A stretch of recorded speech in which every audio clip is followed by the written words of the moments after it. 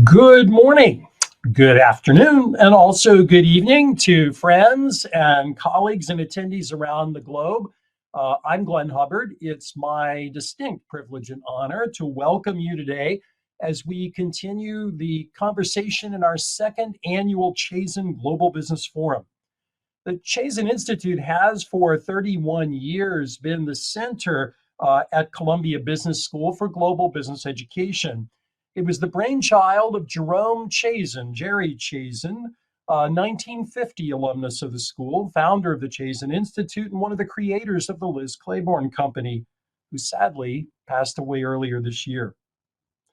Right up until the end of Jerry's incredibly active and generous life, he was committed to the important idea that a business school education must be endued with global mindset in order to help business leaders succeed. Now, applying that global mindset to the pressing issues confronting the world today is what this forum is about. Now, I say the obvious, the challenges facing us at this extraordinary moment are indeed global. They're historic and consequential. Today's forum, of course, takes place against the backdrop of the tragic war and humanitarian crisis in Ukraine. In the wake of a global pandemic, workforce reassessment, and social justice movements, recent events have sent shockwaves throughout the global economy and literally threatened to alter the geopolitical order as we know it. Our hearts, of course, lie heavy with the cost of human life, suffering, displacement of families, and devastation in Ukraine. But remember this. Adam Smith taught us long ago that the wealth of a nation lies in its productivity, which is in turn supported by openness. While Vladimir Putin will learn that the wealth of a nation isn't land or gold, global business also has a moment for reflection. In our quest for openness, what is the role of business in society? The events I mentioned focus our attention on the crucial roles and responsibilities business has both in and to society. All that leads me to today's theme. Business in society, where do we go from here? Over the next few hours, we'll hear from a world-class group of leaders and thinkers who will help us answer some big questions. How can businesses help solve global problems? Think of climate change, poverty, and even political strife. And is there a business case for doing so? Or do we just call it good corporate citizenship and leave it at that? We'll open with a keynote interview featuring alumna Shazi Visram, who started Happy Family with a mission to improve children's health by providing them with better nutrition. She'll be interviewed by Modupe Akinola, one of our esteemed Chazen senior scholars, who studies, among other things, the biases that can affect recruitment and retention of women and people of color in the workplace. There's so much more to say after that, including two panels of business leaders from literally, and I mean literally, the four corners of the globe who will tell us how they are navigating the challenges of the current business environment, and sessions with two renowned Chazen senior scholars who will unpack the role of reporting and regulation in transforming business and society. And we'll close with a fireside chat where I'll be joined by our dean, Costis Maglaras, to discuss the role of business schools and all this upheaval about business role in society. Now, I urge you and want you to stay tuned for as much today as your schedule allows. And if you're on Twitter, join the conversation using the hashtag #ChazenGlobalLive. Now, without further ado, I'd like to introduce our opening speakers, Shazi Visram and Modupe Akinola.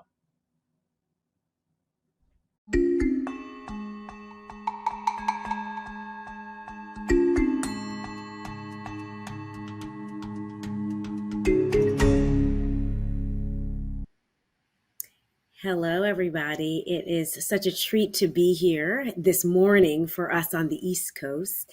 And thank you, Glenn, for that introduction and for inviting me and Shazi to be a part of this. So you heard a little bit about who Shazi Visram is, and I want to tell you a little bit more. This is no ordinary, first speaker we have here. She was acknowledged by President Barack Obama as not only an outstanding businesswoman, but a leader that all of us can emulate.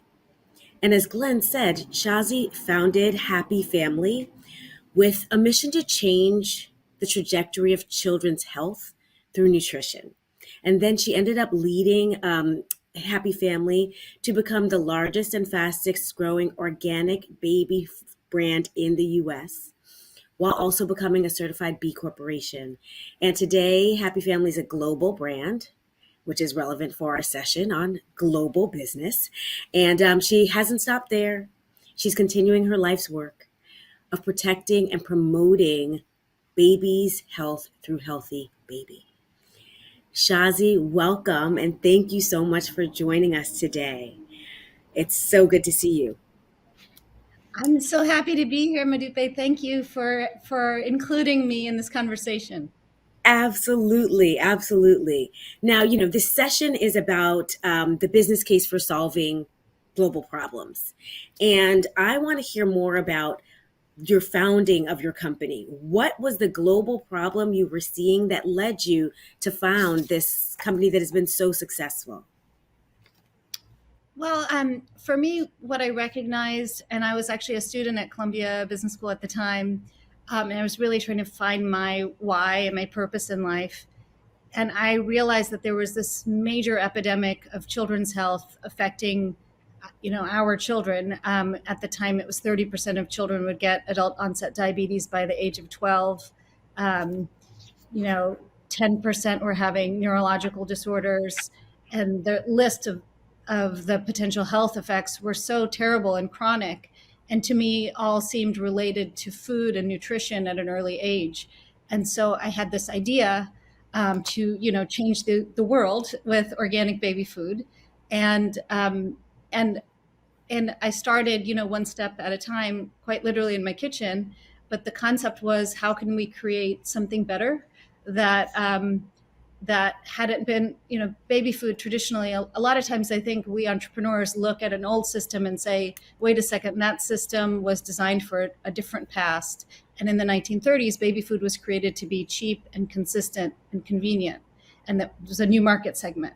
But in today's world, or this is rather 20 years ago, I felt that there was really nothing even close to homemade. And so we set out to create a modern brand that could bring people into a healthy organic lifestyle and save pesticides and toxins and chemicals from going into our soil. And we started quite small, and it's gone where it's gone. So I'm happy that there's consumer demand. Tell us a little bit more about some of the challenges of solving global problems, like the need for good quality, healthy food for kids. Well, it's from a monetary standpoint, we are often trying to solve a problem but given no budget to solve it. If you're talking about from a to a macro level. And so I believe with businesses and brands, when we start micro and you start building consumer awareness and the consumer demand follows, it then becomes easier to democratize something that you believe you're doing that's good for everybody, not just for a select few. So in the case of Happy Baby, we started with this very premium organic baby food. And the truth is, here in the US, out of the 4 million babies born a year, 2 million are born straight into the WIC program, which is typically a single low-income mom who has WIC dollars to use to purchase her food. And organic food has never, not until very recently, been allowed for WIC. And so as Happy grew and got bigger, my dream was that every baby deserves to be a happy baby. And we then got clever with our resources and created a format that could become WIC approved. And then we took it state by state by state to lobby for WIC approval. And we designed it to be exactly like our most premium line, Clearly Crafted. And because it looks like Clearly Crafted, it's really, to me, it's very beautiful. Of course, I helped design the packaging. But, the idea is that low-income moms don't want something less beautiful or less good looking for their kids just because they don't have the resources. We all want the very best for our children. Always. That is a universal truth. I've never met a parent who said, I'm okay with just enough. I want the best. And so that is how Happy has now come to serve 67% of the WIC market in the United States. And that, it's a state by state effort, and it requires a will from a corporation to do so, not just a financial motivation. But the truth is, in our case, both have been rewarded. Can you clarify for me? You were not a mother when you started this, were you? No. I had a friend who had twins, and she inspired me. I was 25, and I am a mother today of a 5-year-old and a 12-year-old son with pretty extreme, severely expressed autism. And what's interesting is I started the company for all parents to have access to the absolute best. And then as I became a mother, I realized how right I was in a way, and how much more inspired I was to kind of continue on that path. And then especially when you see, at the time there are still a number of children's health challenges that we face as a global community. And I believe, unfortunately, one of the effects of additional, global warming and pollution to our world is that we are environmentally triggering a lot of neurological disorders in the babies that we are now having. In the U.S., it's one in 44 children will get an autism diagnosis. 1 in 26 children in the state of California currently have an autism diagnosis. In Hong Kong, it's 1 in 27, and that's 3-year-old data. So I'm guessing it's closer to 1 in 20.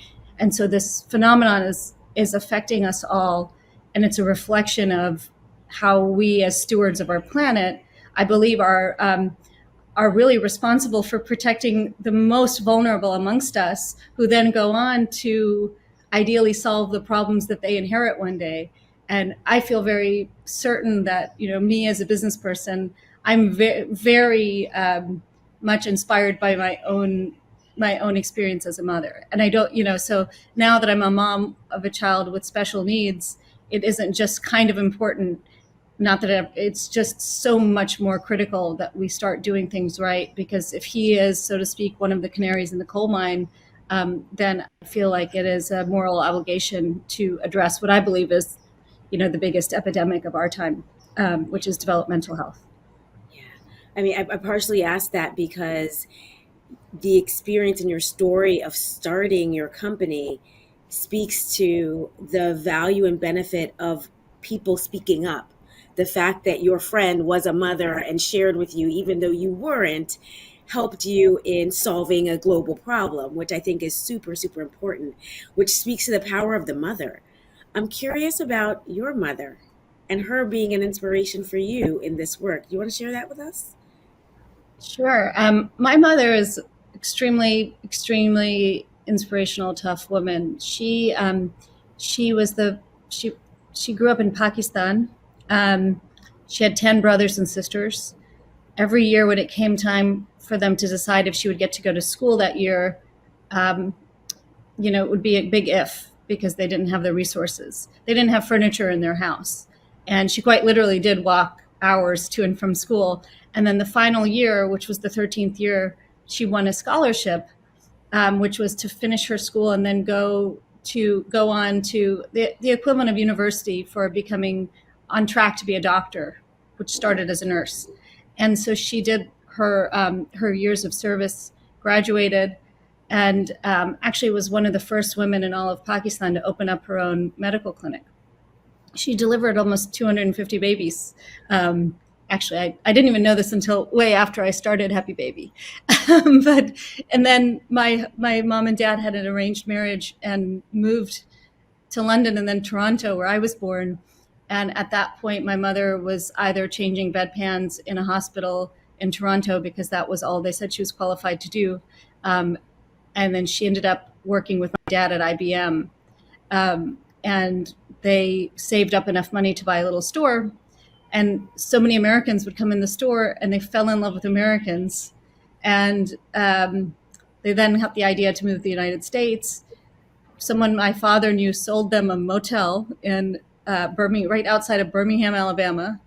And sure enough, we drove down in a Pontiac Le Mans. It was beige, with our cat, and we moved into this motel in Fultondale, Alabama. I remember I was 3, and that was like the beginning of my life in the United States. And my mother ran that place when she figured out how to run a motel.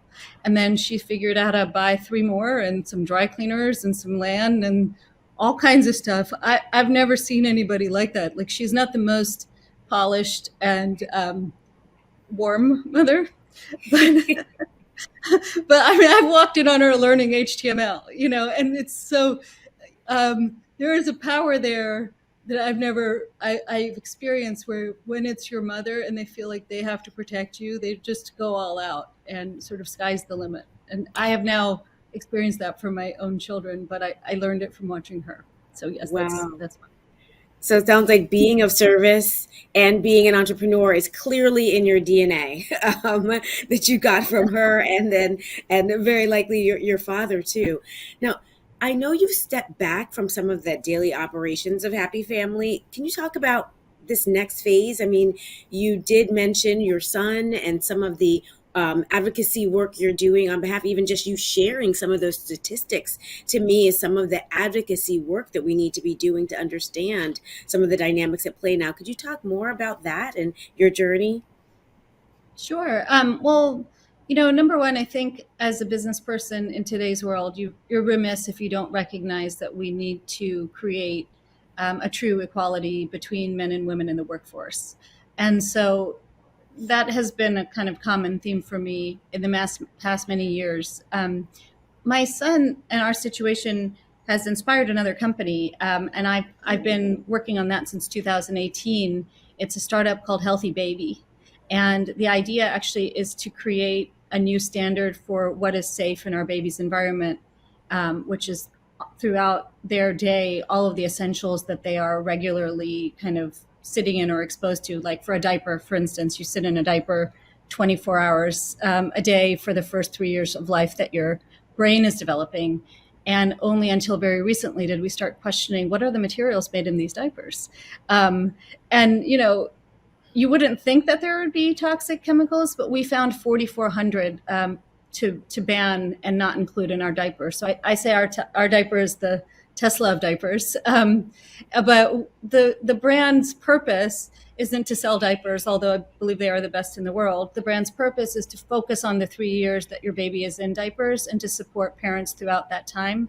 Because what we found, and the research very much backs, is that the deeper the parental relationship with the child, the more ability and more likely you are not only to have a healthy, resilient child, but to have a child who, if God forbid, the pandemic happens again and we have to deal with so many emotional and psychosocial challenges, they are more equipped because they have a deeper relationship with mom and dad. And so we as a brand are actually focused on pairing the use of those essentials with these reminders and the education around creating deeper connections, which actually last a lifetime. So it's a little bit different, but it's exciting to us right now. We're growing, and we just launched what I believe is the best prenatal regime in the world to really address maternal health going into pregnancy and create an optimally healthy, connected child. So yeah, it's going to be a big, meaningful business, even bigger than happy, I think. Healthy should be bigger than happy. But That's great. Can you tell us a little bit more about how you're spreading the educational component? And especially as you start making this more global, we know literacy rates aren't what they could be across the globe, and there are other challenges in terms of educating mothers and parents about having healthy babies. Could you tell us more about how you're doing this education and what you think is kind of the key? Well, I think strong partnerships and having experts to help guide the way. What we've done internally is create what we believe is a digestible, easy to follow curriculum that comes with coaching. I think all of us can benefit from experts when we need a little help, parents included. There's actually been a study shown that at 6 critical times in a baby's life, if the parent has a lot of deep coaching and is able to address certain areas of concern, that baby could possibly avoid, some diagnosis in the future. So early intervention is really important to us. And the truth is, if you pair the concepts of early intervention with just how you parent in early life, you're kind of proactively addressing a situation. And so a lot of our products come with inspiration for activities. There's a flow series from a renowned developmental pediatrician. So as a subscription, for instance, if you subscribe, not only are you getting all of the safest essentials you need for your baby's life, and obviously also all the things you don't need. We're really about the fewest best things in life and removing single-use plastics and becoming carbon neutral. And we offer a cloth diaper along with our other diapers. We really try to meet parents where they are.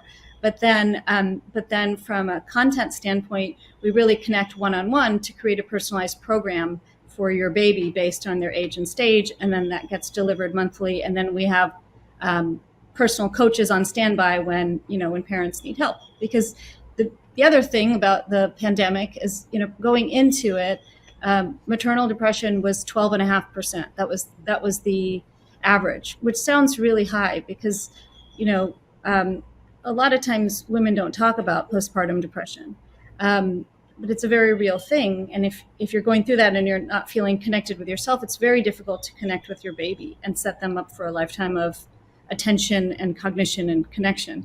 And so maternal depression now is at an all-time high. It's about 33%. So, how we're going about it is starting one family at a time. Again, we're a startup, so we're starting from scratch. And ultimately, I believe we can scale this model, but the products end up being the core of the sort of reminder. So as you're going about your day, the use of these routine products end up creating a ritual that's safe and allows you to remember remember some of the coaching and feel like a more inspired parent. So you're intervening at the level of the child, which is having spillover effects on the mother because they're so interconnected. Curious about the father or the other caregiver, either way. How do you feel like your work is changing or influencing just kind of our traditional perspectives on parenthood in general, and also spilling over to not just the primary caregiver, whatever gender they are, but we know they're mostly female, but also to males? Well, Healthy Baby is not a mommy brand. We're a parent brand.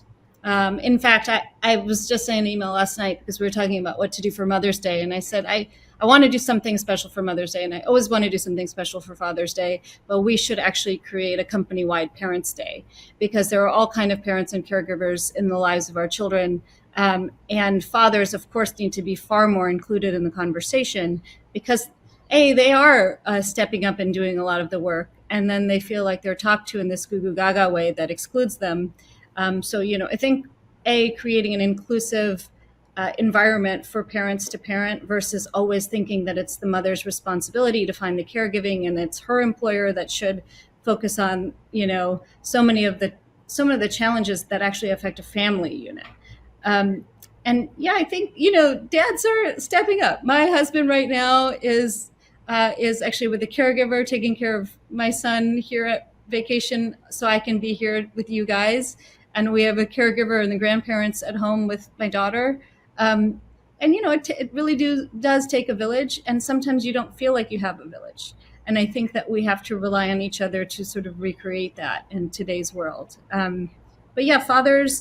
Fathers really matter. And I'm working in the next 2 years to showcase that our brand is for moms and dads and all kinds of parents and all kinds of families. Because as the mothers need more support, and it needs, and I believe a lot of times in families where there are a typical mom dad. My friend Eve Rodsky, who's written a book called Fair Play, says that there's a lot of unseen work in the home that women just typically do and are not necessarily recognized or rewarded for. And so she created a coupon system. And I just think there are so many things we can do going into birth that prepare us to have a child and how we're going to share responsibilities. And that could be, moms, dads, and visitors and everything in between. So there's a lot more enlightened parenting progress, I think, is on the horizon. You mentioned the village that supports you and your family. We also have a village here watching that wants to solve global problems. You can't do it all. What do you see that you wish others could do more of? There are some entrepreneurs who are on this line right now watching. What do you want them to think about and tackle more of? Yeah, I think when you put a big problem out, it's really easy to say, okay, that's the rest of the world's problem. But when you recognize the big problem is also your problem, and then your opportunity to do one thing or two things that you're passionate about that address that problem, we then make societal change. It does happen as a wave. I don't think, looking at global warming and saying, well, it's out of my hands at this point. It's actually absolutely not true. It starts with how you behave, how your family behaves. Then let's just, move it. Let's say you're an entrepreneur, and you have a workforce of 50 or 100 people. Well, at Healthy Baby, we compost. We have, we take the time to ensure we're not choosing single-use plastics. We live that same way that we are at the office in our homes and vice versa. And so it starts becoming a way of being. And I think that way of being is one way to address the problems that we face. And so for entrepreneurs out there, I'd say, the reason I do this is I'm passionate about Children's House. I'm just obsessed with babies. And I guess that's just like the obsession of my lifetime is happy, healthy babies. But like, what are you obsessed with? What are you passionate about? And how can you make life better for that population or for what you're doing? None of us want to spend our time not improving. And the beauty of anybody listening today is that I have the sense, I can just feel it. We are committed to making improvement on a global level, but it starts with one person in one small community, and that community then changing and vice versa. And expanding from there. I don't think you can just go and say, okay, I'm going to change this in Sierra Leone. It's going to be a lot harder to do that than starting with yourself and finding ways to truly make impact around you. So I hope that's somewhat helpful. I'm always here too as a source of inspiration if anyone needs any ideas of what to do. Absolutely. And really helpful and really important for people to remember. And I love that the idea of passion, because I do think that your passion is contagious. And so the ripple effects that we're looking at start with someone's passion. One thing I'm passionate about is educating students and making sure that they end up being ethical, fair, and thoughtful leaders. And I know we have some of our Columbia Business School students on here. As you reflect on your time at Columbia Business School, what are a few pieces of advice that you would give current students about what they need to do more of while they have this amazing opportunity at business school? Yeah, I'm quite envious of anyone who's currently at the business school. You have these wonderful resources, this incredible building built by this man, Henry Kravis. I would maximize your time to ensure that anything you're possibly interested in gets uncovered. Whatever it is. There are so many new and wonderful courses to take, but beyond the courses, the community is exceptional. And recognize that the alumni population is so invested in your future success.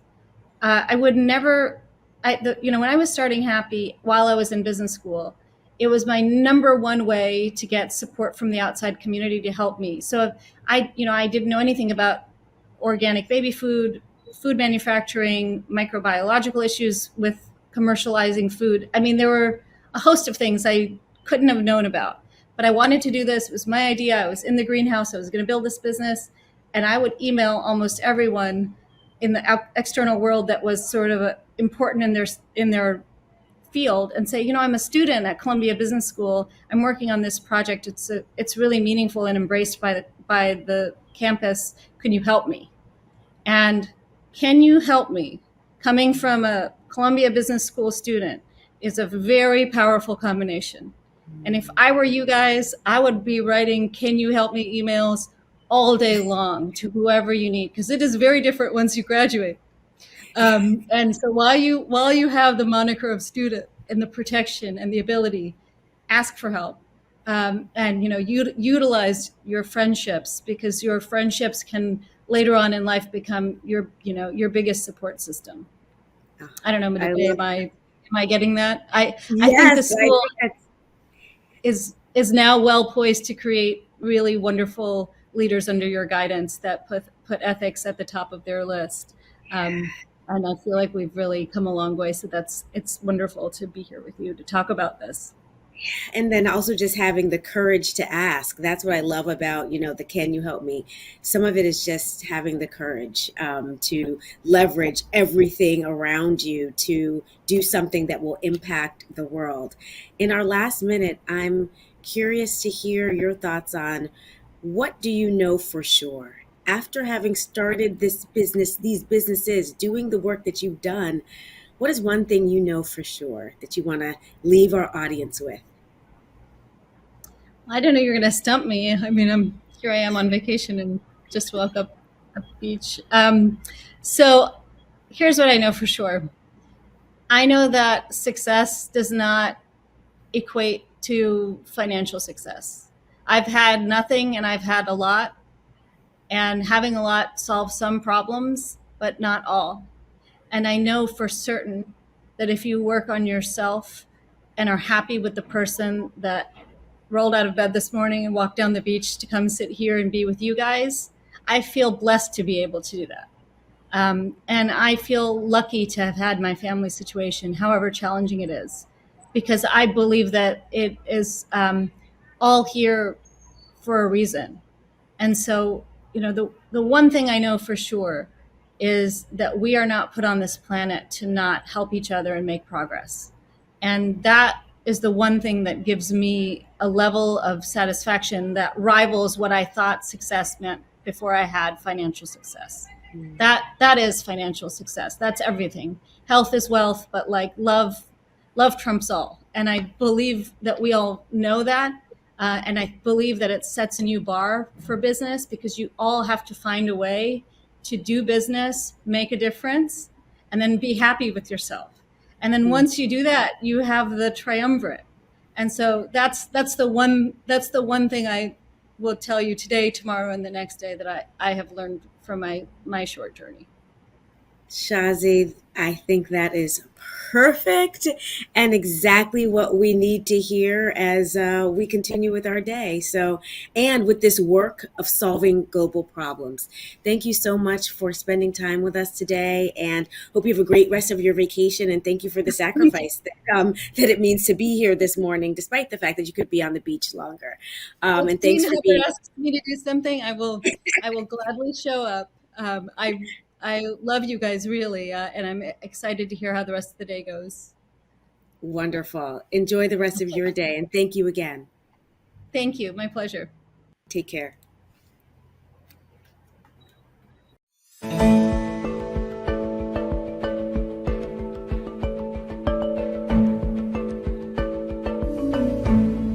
Good morning, everyone, and welcome to the alumni panel, The Purpose of the Global Corporation. How will it change with the global marketplace? I'm Robert Smith, longtime host of NPR's global economics podcast, Planet Money, and a new professor here at Columbia University, where I run the Knight Bagehot Fellowship in Economics and Business Journalism. I'm also a proud alumnus of Columbia Business School. And one of the things I loved about Columbia was watching the promise of globalization in real time. You'd meet these amazing students from around the globe, you'd work together for 2 years, and then you'd get to see those students return to their home countries and tackle the challenges and the opportunities of an interconnected world. I've been thinking about my fellow alumni a lot over the last few years, as it seems there are more and more challenges and risks than ever. There are new trade barriers, the pandemic, supply chain troubles, and then a war in Europe. How do global companies plan for a future that seems more uncertain day by day? And what is the role of a corporation in a changing world? We've brought together some amazing alumni from the Columbia Business School to answer that question. Because of the challenges of time zones, we're going to tackle this in two parts. First, we have two alumni who do business around the world and have unique insights into globalization and corporations. The first is Laurent Ganem, founder and chief executive of G Square, a private equity firm dedicated to investing in healthcare. G Square invests in healthcare service chains, including surgeries, medical devices, diagnostics, mental health services, home care, and across Europe and Israel, and more. Welcome, Laurent. Thank you. It's great to have you here. Also on our panel, Rahul Kanodia, Vice Chairman and CEO of Datamatics. Datamatics helps companies around the world with digital solutions, helping them gather and analyze data, and that includes automation, AI, and robotics. Welcome, Rahul. Thank you, Robert. Nice to be here with you. So I think about the corporation as a way to provide a sense of stability in a world that's changing, because a global corporation allows you to invest in different markets, in different businesses. And so if there's risks in one, maybe those risks won't be in others. It gives you both opportunities, and more risks. Starting with Rahul, these days, do you see more opportunities or more risks? I think there are many more opportunities these days, but there are different kinds, and therefore the organization has to be far more nimble, far more dynamic and agile in adapting to the current situation in the market, as well as also capturing the opportunities. The opportunities come out very fast, probably in a few months it's there. They last for a shorter period as well, and therefore you've got to move very, very quickly to capture them. The longer ones would last probably 5 years, 6 years, 7 years. Shorter ones could last even maybe 6 months or a year. For example, we have the war in Ukraine right now.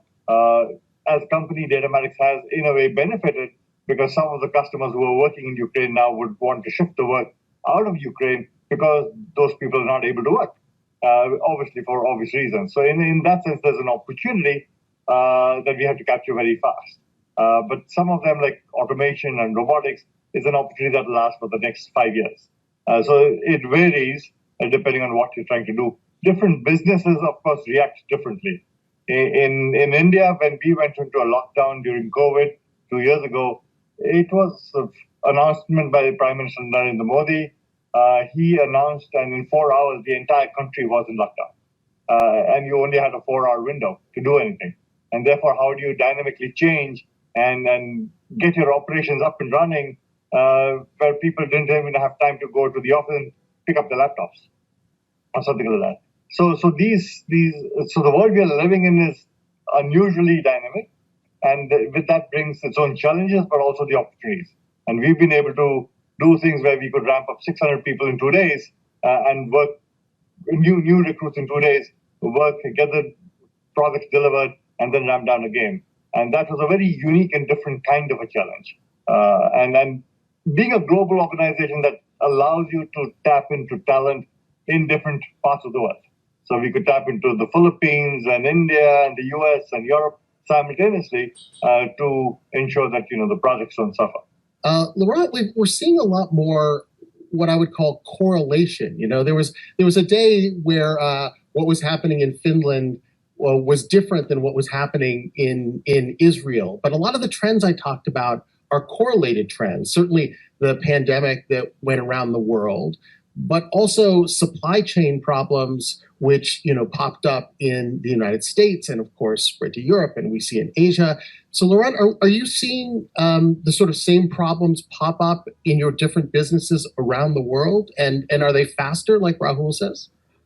No, I mean, it's very interesting. I mean, COVID changed the paradigm to some extent.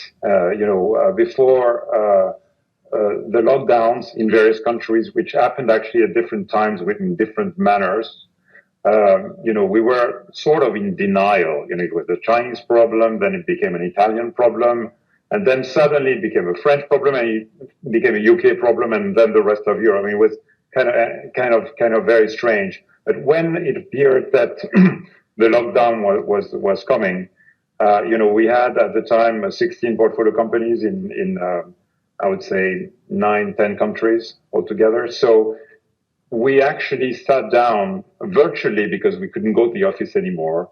We initiated the Zoom and Teams meetings with the entire team. Actually, we set up a Zoom and team meeting every day, 8:30. The entire team to keep them motivated and to keep the cohesion within our firm. And we looked at each and every situation in each and every country. And we decided that, first of all, we needed to make sure that those companies had enough cash to actually survive, which was the most important thing. And then we also wanted to make sure that we would take the right measures to maximize the opportunity and to maximize tackling the challenges, and in particular with regards to various countries, different responses from governments, which is quite interesting. In a country like the UK, there was a furlough system where you could actually be reimbursed by the government for people not working, closing down. For instance, the dental, as you mentioned, the dental facility were closed down for 2 months, so there was a big impact, but it was mitigated by the fact that it was actually compensated by the government, which happened in the different countries at different level. In France, for instance, there were loans which were very cheap and for a long time, etc., etc. So that happened in different manner in various countries, if you see what I mean. But what was also very important is that you're talking about opportunities and challenges. I mean, that created incredible opportunities. We invested in 2 telehealth companies during that COVID crisis, one in Israel, one in France, and their business saw an incredible boost. We also had in our portfolio company, which is distributing prescription drugs on the web. Again, people couldn't go out to go to pharmacies, so it actually more than doubled the volume of this company. So some companies suffered to some extent.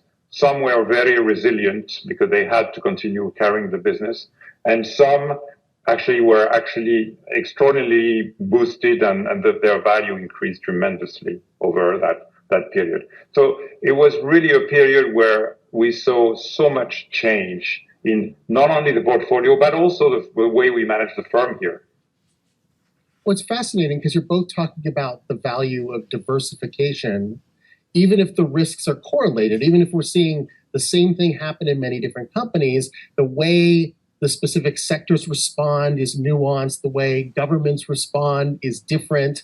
And so it sounds like you both still believe that the best bet is to be global and have a lot of different businesses. That's the best way to fight risk. Am I getting that right, Rahul? Absolutely. I mean, I don't think there's any alternative. Being a parochial company doesn't work anymore. You have to because you could be crushed in a moment. Absolutely. And being global, you're tapping into global resources, which makes you far more resilient. Yeah. I agree. I mean, one of the reasons I moved from Paris to London is that I wanted to have a multicultural, multinational team within my private equity firm that I was just forming.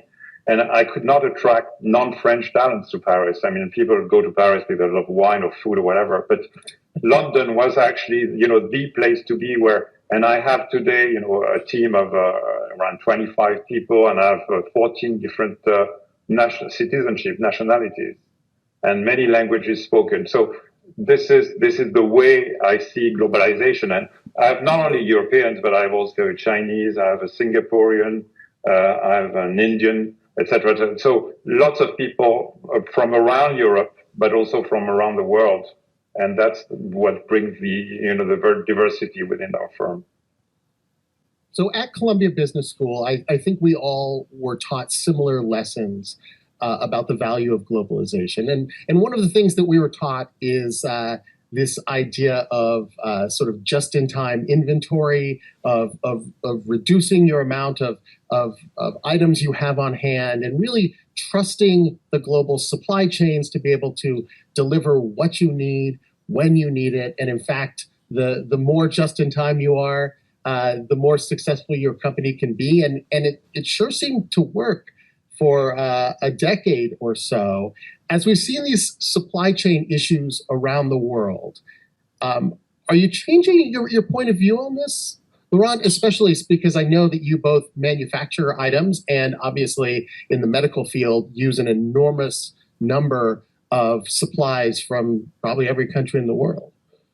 Yeah, I can give you one example. I mean, we have chain of the largest chain of dental clinics in France, for instance, and we have about 120 dental clinics, and we have lots of dentists and lots of implants.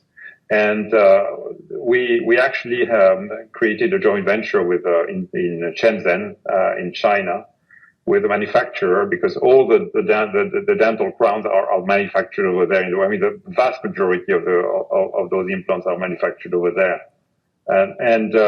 And so when COVID struck, we actually went into a huge problem, because there was a lockdown in China and so on and so forth. So we needed to find other sources of other alternative sources to actually provide what we needed to provide, and it led us to revise the way we actually work today into more diversification. Sincerely, it's very dangerous to have one source, even if it is the cheapest and it can be delivered just in time. So that's one aspect. So diversification, and the second thing which taught us during those crises is digitalization. All our companies became digitalized. And in particular, in the case of dental, now the dental imprints are done, electronically and digitally. And the manufacturing is starting to become 3D printing instead of actually importing from China. So you relocate some of that. You take care of that supply chain problem by relocating part of your production, thanks to the new technologies on site, which I think is extremely important. Another last example, it's not exactly supply chain, but the way digitalization, helped tackle all that crisis. We have a chain of schools where we give healthcare and medical healthcare education in various countries in Europe and in Latin America. Overnight, those schools were delivering, of course, the teaching in classrooms. And overnight, we actually transformed it into digital teaching. And it worked beautifully well, because actually we grew tremendously thanks to the digital teaching. And we actually converted our company into probably 70% digital and 30% physical. Oh, interesting. Rahul, you deal in data and software and technology, so a lot of that is not affected by supply chain issues, right? Data can move freely around the world. But it did occur to me that you still have some of these specific risks if you rely on just one country or just one source for data and work. If you have call centers in the Philippines and the Philippines has a stay-at-home order, then you have to similarly have a flexibility. Are you changing anything for your company? So there's a couple of things. So it's not as straightforward as that. So for example, when we work with banks, a large segment of our work is with banks and financial institutions. You're accessing personal financial data of customers. And they get very nervous when you work from home, because you don't know who's accessing what information, and there could be a data privacy issue or a data violation of personal information. So that area gets into a lot of trouble. When you have people working remotely, in India, you have different kinds of challenges. People would go back to tier 3 cities, tier 4 cities, or sometimes they come from a village. you have a power outage. There's no power for 3 or 4 hours. The guy can't work. So his internet is down. His laptop is not working. If his machine breaks down, how do you service it? Because he's in a remote town. How do you get it back? How do you send an engineer there and fix it? And then if a guy resigns, you've got to collect the machine back. A new employee comes in a new town. So all of those logistics are very different. So yeah, it's easy to work remotely in the software world, but there are practical challenges that you have. In India particularly, people live in large families and small homes. So if the guy's on a conference call and the family members around and there's ambient noise, that's disturbing. So these are practical challenges in ultimately delivering on your projects. So you've got to handle these in very different ways. Have any of the companies that you consult for come to you about these supply chain issues and said, help us change the way we do business so that we're not affected the next time parts don't arrive or countries get shut down? So it has happened. To what Lauren was saying is more from a digital process automation perspective, where companies want to have more and more digital processes, and we do a lot of that type of work. So their reliance on the traditional brick and mortar processes or paperwork is substantially reduced, and they're able to work remotely. But in terms of manufacturing and supply, I guess Lauren would have a better perspective on that than I would. Well, it's interesting because you both seem to be saying that we've talked a good game on globalization, but having one customer in China or one supply chain that goes through the Philippines isn't truly globalization. Yes, your products are moving around the world, but a true sense of globalization is maybe thinking bigger than that, having more sources, having more customers, having more countries. The sort of scale and true globalization fights against the problems of specific small problems with countries and supply chains. That is correct. I think what's very interesting is a mindset shift. In some respects, from a political perspective, you see countries becoming more regional and more parochial about their own countries and their own nationalities. And then on the business front, you have no choice but to get global and to get more nimble and spread your wings. And these kind of coexist and also contradict each other simultaneously. So how do you, play that game where, just to take example, a French would say, look, I want French people working, but then now you've got people in Manila and people in South Africa and people in Israel working as well. And how do you deliver that when there's an element of, no, we only want our people working? And so the political agenda and the business agenda slightly contradict, but at the same time, it gives you tremendous value if you can balance the two. I fully agree. I mean, we have an example. Our Israeli company is subcontracting some of the IT development in Ukraine. And so we had 20 people working for us in Ukraine. And before all this happened, we offered them to come to Israel. And actually only 4 of them decided to move to Israel. The rest remained, and they're not working anymore. It's very difficult for them to work, so we have to replace them. But it shows that the geopolitical events or environment can tremendously influence, of course, the fate of companies. Well, one thing that companies rely on is stability and the rule of law and good courts. Because as you are making decisions about which countries you work with and deal with and invest in and have as resources, you need to make sure that they're safe in terms of doing business, but also safe in terms of the future of your investment. After the invasion of Ukraine, what we saw was, I think, fairly stunning in terms of sanctions against Russia from the United States and from Europe that happened rather quickly. But more than that, an almost international backlash against companies doing business in Russia, which meant that for a lot of companies, and I should say neither of you work in Russia, but for a lot of companies, they had to almost immediately divest from Russia, move resources out of Russia at a moment's notice. When you saw that, did either of you think in the back of your mind, like, this is a risk I haven't prepared for. I need to change the way I'm prepared to maybe leave a country at a moment's notice? Let's start with Laurent. Well, our investments are in Western Europe. We actually have not invested in Eastern Europe yet. And for the moment, to tell you the truth, we're not trying to generate any deal flow in Eastern Europe. The reality is that we feel pretty safe in Western Europe, although Finland, it's next door to Russia. But at the end of the day, maybe again, we are like with COVID initially in denial, but we think that there is some serious stability in that part of the world more than in any other part of the world. I would say so. The answer is not really.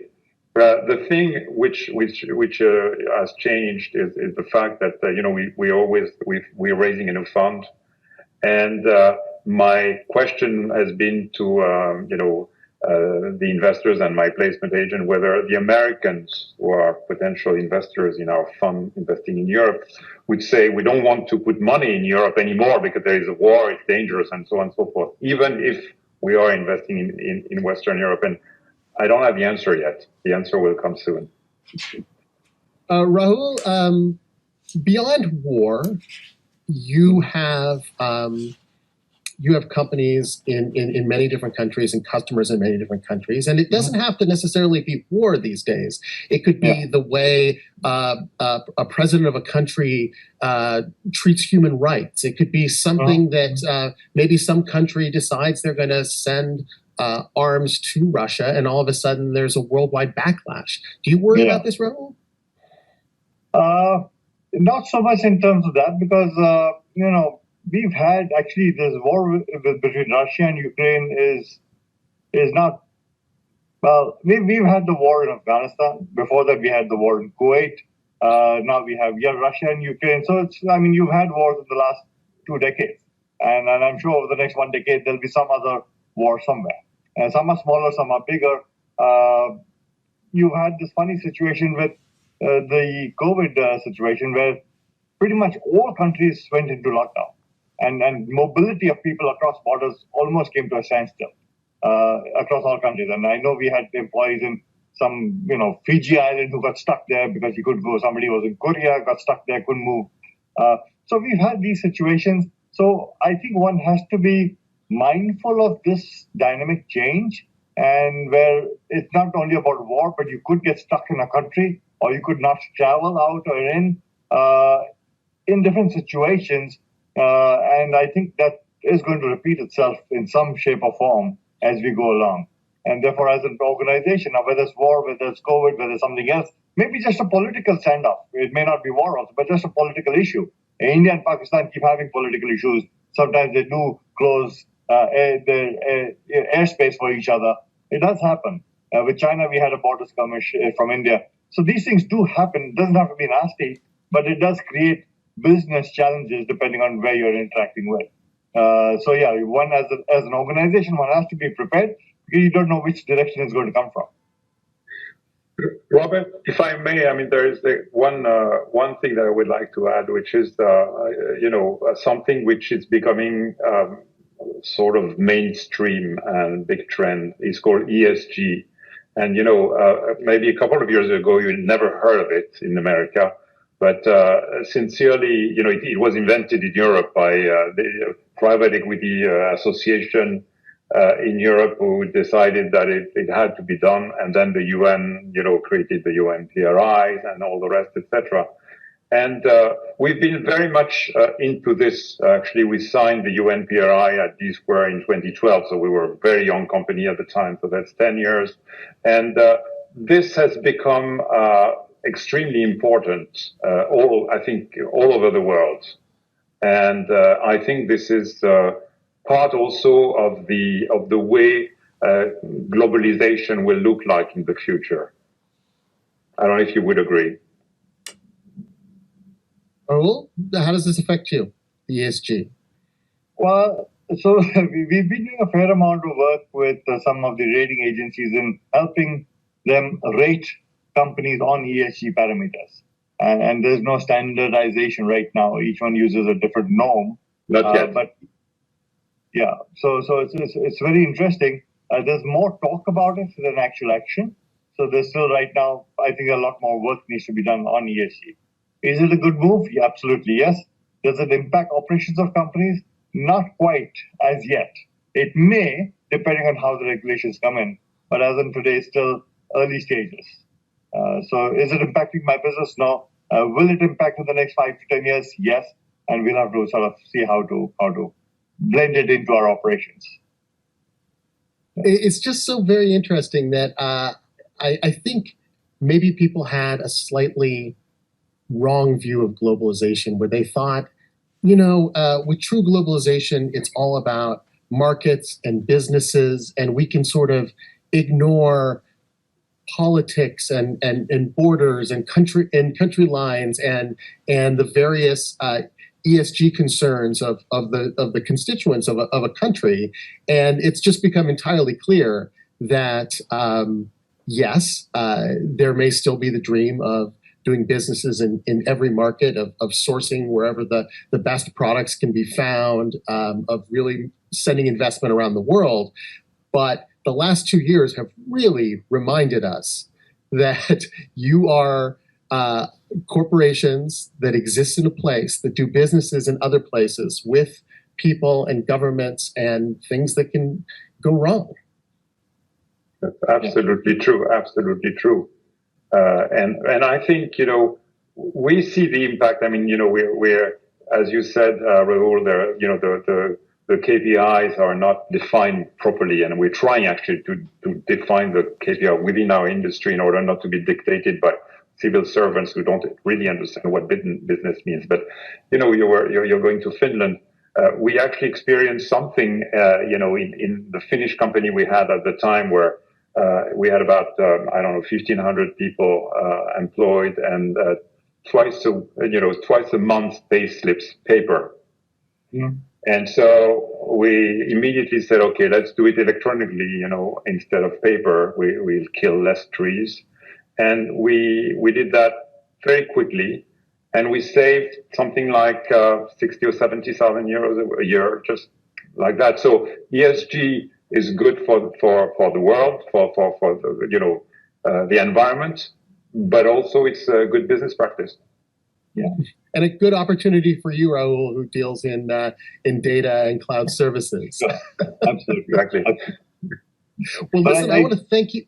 Oh, sorry, go on. No, I was just saying that I think as companies work globally, I think the other element that's very important for them is how do they become sensitive to the local challenges in each country and the social challenges in those countries, and they're different. And I think as a corporation, it's important that they step up to those challenges and deliver a social benefit outside of the corporate agenda to those local communities.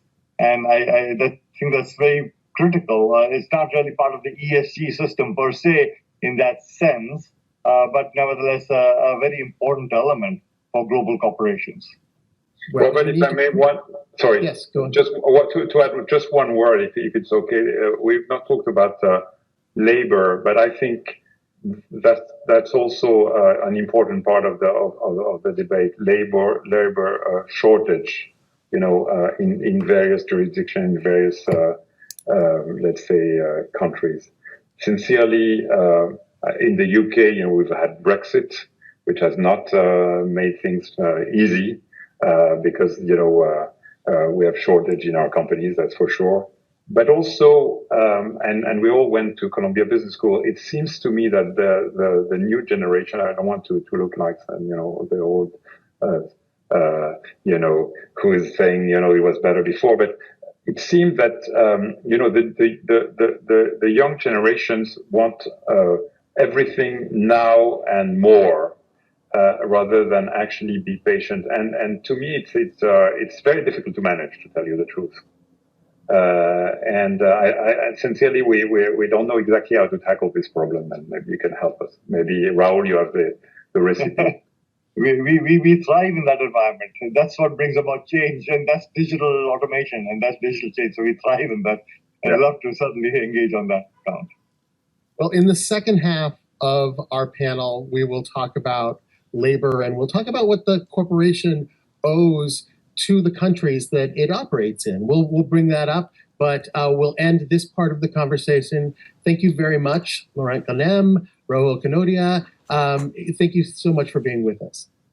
Pleasure. Thank you, Robert. Thank you. Thank you very much for this. It's our pleasure being here.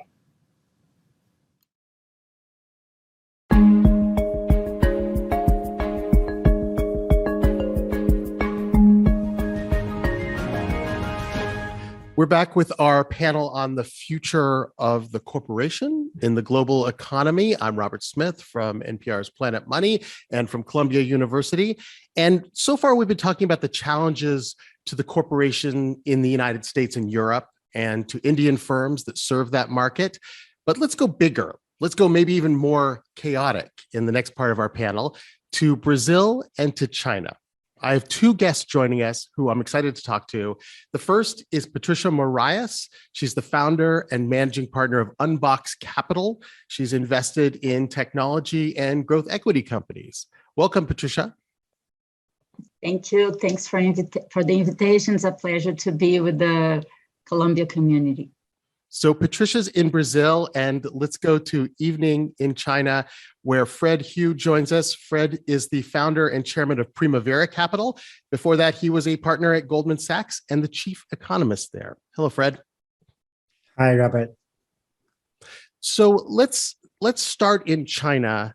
While the rest of the world is coming out of COVID and dealing with a lot of issues surrounding that, not easy issues either. We see China's zero COVID policy being tested quite a bit. You're in Hong Kong that just had a lot of COVID cases. Shanghai is in partial lockdown. As we look forward, how much do we need to worry about China's role in the global economy with the rise of COVID there? Well, this is a $1 trillion question, given China's place in the global economy as the world's largest manufacturing economy and the largest exporter. Sometimes, as we say, the cure might do a bit more harm than disease itself.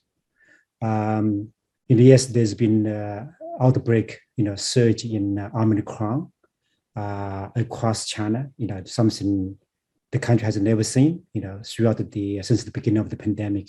Mostly it's been 0 cases or just a handful of cases, but now daily cases shot up to tens of thousands, just granted, compared to many parts of the world, right? That's maybe nothing really unusual. What really distinguishes China from the rest of the world is its very draconian zero COVID policy. So that, as you could imagine, it's been extremely disruptive for businesses and for the average citizens in their daily lives, right? Frequent lockdown restrictions just really have taken a toll on the economy. And, just really a week ago, Shenzhen, which I would argue is probably the most consequential player in the global IT manufacturing and supply chain. In the entire world, yeah. Yes. 1 week shutdown, the ripple effect, that's the shock waves just felt throughout the world. Service sector, retail, dining, hotel, transportation services, as you could imagine. So that's been zero COVID has been a primary drag of China's economy. And therefore, really is also a significant risk factor for the world economic outlook in 2022. Let's turn to Patricia now in Brazil. You're not facing the issues with coronavirus as much right now. You've come out of it like the United States has to some extent. But you're facing, as a country, Brazil, who supplies the world, especially in commodities, you're facing this uncertainty now about where your products are going, what your future ties will be. Yes, Robert, what we have seen through this, let's call disruption of the whole supply chain during COVID, right, was that there are certain things that countries can try to develop themselves internally, right? So we've seen the move of some industries or certain aspects of the economy to develop more locally in the emergency, right? That you needed to, we call, let's say, masks and, things like that. Brazil was very fast to adapt ventilators and things like that. Brazil was able to adapt. However, there are certain things, such as some of the commodities that Brazil produces, that it's just impossible to quickly develop elsewhere. So it has shown, I think, Brazil and the world even more the importance of being a global supplier of food, of pulp, iron ore, and key commodities. And I think that I always say that when the compliance of the buyers or other producers is high, it obliges you to comply with higher standards, even if some of the regulations are still behind the curve. So I think that Brazil has always been, for example, in agriculture, at the forefront of technology.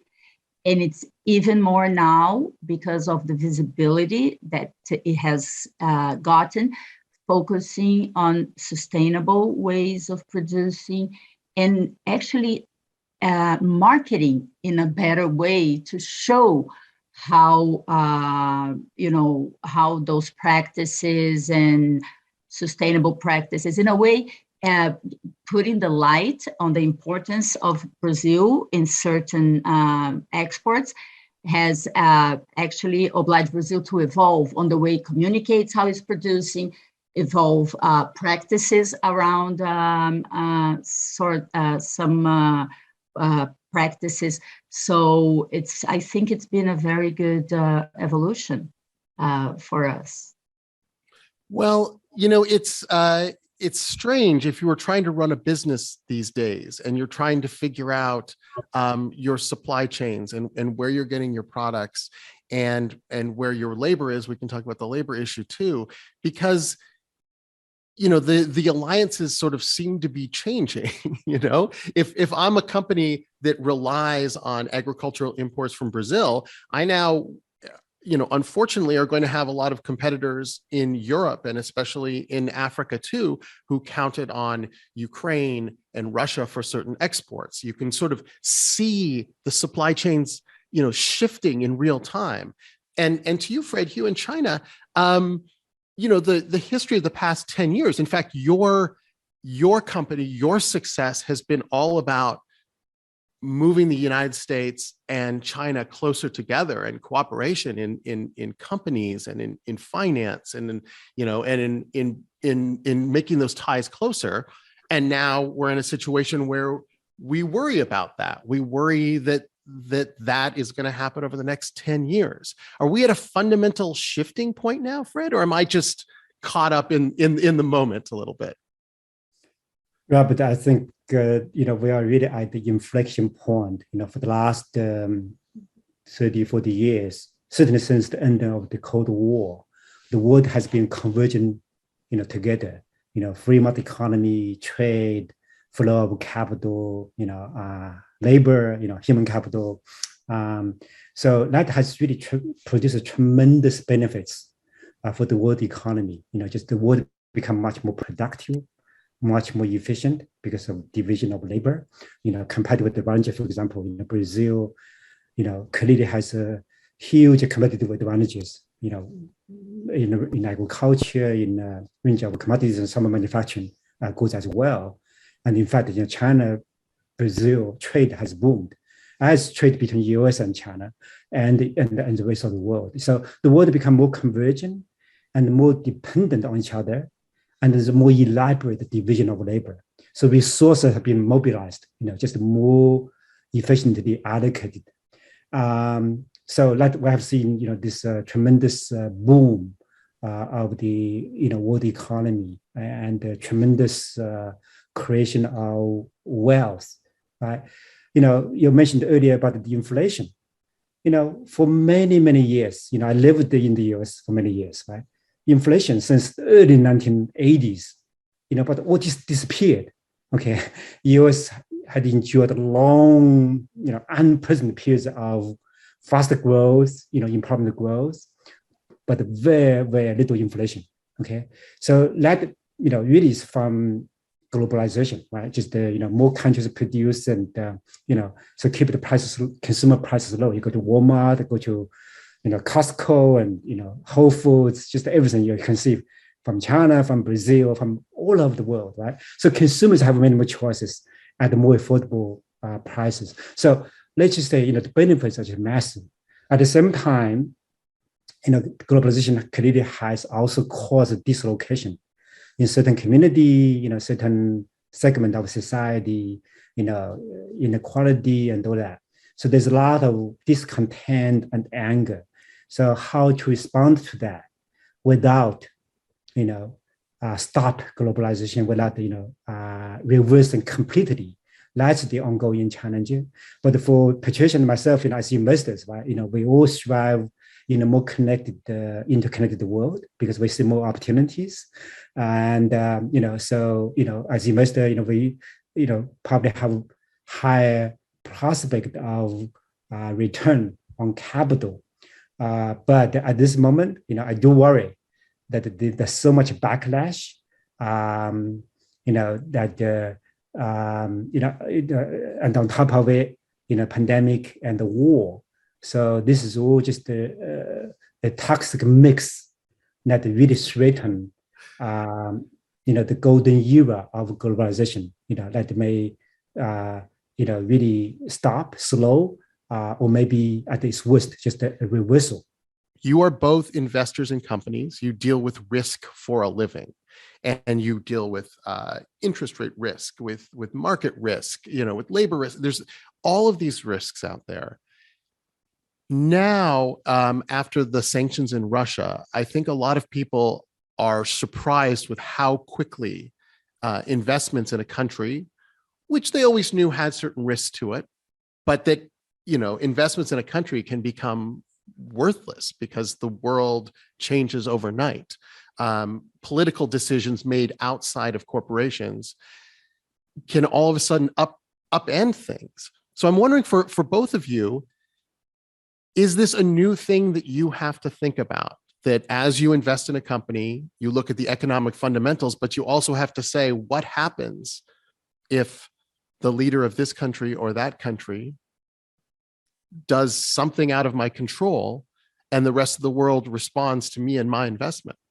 Patricia, I don't want to talk Brazilian politics, but there are risks. There are definitely risks.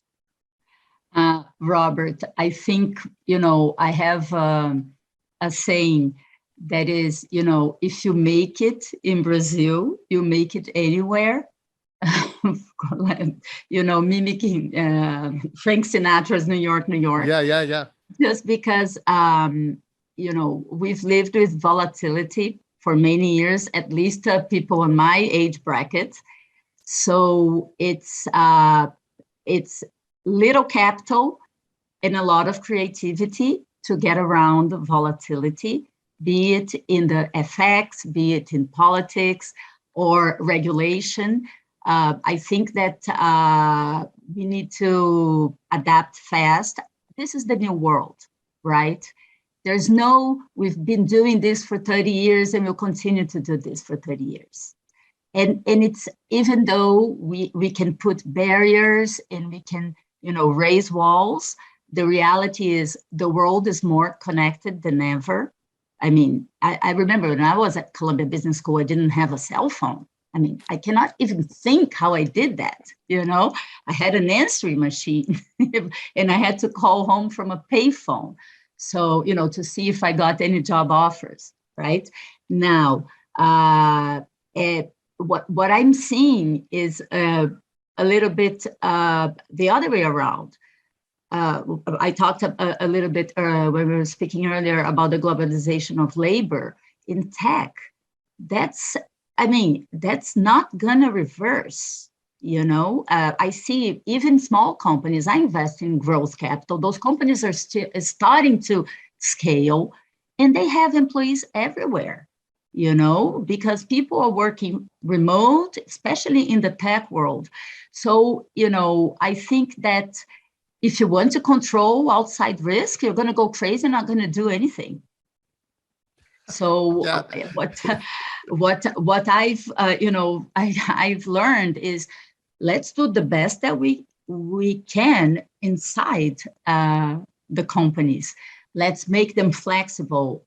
Let's have good partners that can adapt to changing situations very fast. And let's take advantage to leapfrog some of the things, reaching out outside. Just to give you a sense, 3 of our investments, they're not very large. I mean, those are companies that are maybe doing 30, 40 million in revenues. They have operations outside Brazil. They have done acquisitions outside in the US, mainly. They have done acquisitions outside. So, I think, and that also, frankly, counts as a hedge, right? As the real was depreciating, our US business was booming. As, now the US may face inflation, interest rates rising, the Brazil business, the real is appreciating. So in the end, let's look inside, let's be agile, let's be nimble inside the company, and we'll do the best.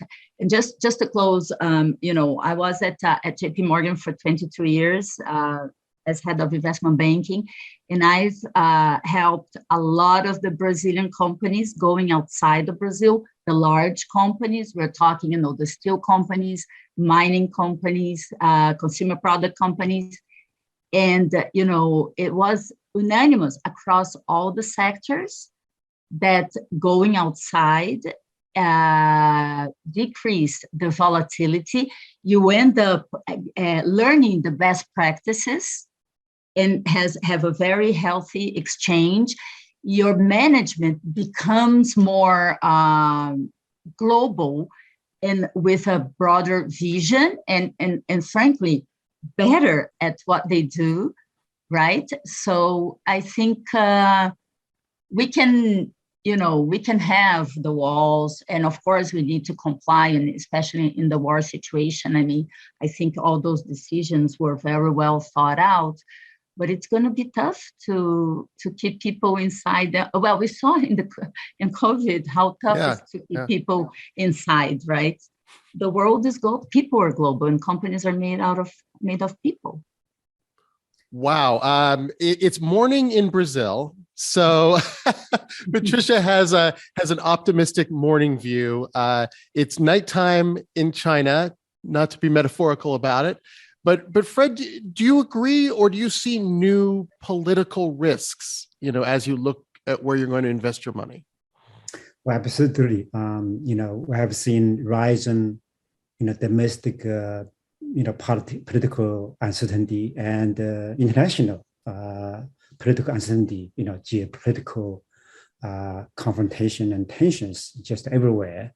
Long time ago, as Patricia alluded, when we think about the political or / regulatory uncertainty, we're all thinking emerging markets, represented by China or Brazil, were really volatile, and industrialized, developed democracies are a bastion of stability.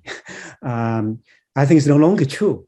I think if you're someone from Mars, say, watch what's happening in the US between 2016 and 2020, and what's happening right there now, you wouldn't think that's the same country, namely the United States. right? And Brexit and others, these are, the mature industrial democracies could also be a source of shock waves and instability. And of course, now, with the Ukrainian war going on, and tensions between US and China, and even between US and some of its allies, for quite some time. So the world just really become a very uncertain place, this kind of geopolitical uncertainty that really something new, for business, for investors to navigate. But I think, I agree with the, Patricia. So, this is just a new paradigm, and I'm afraid it's going to probably be here for quite a while longer. And for business, really just need to be adaptable, need to be nimble, and need to be resilient.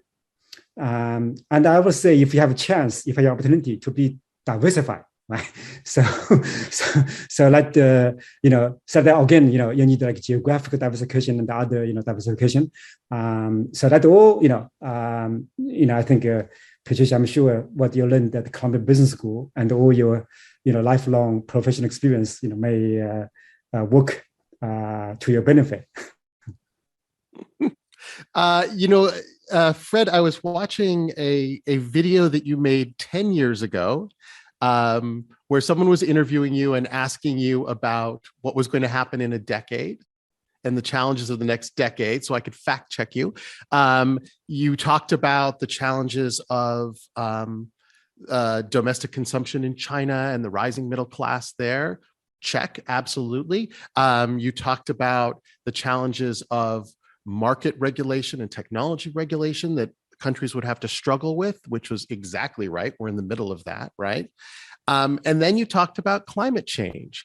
And it made me a little bit sad, because I was like, wow, of all the changes, I mean, China has changed in so many ways, and the economy has changed for all of us in so many ways.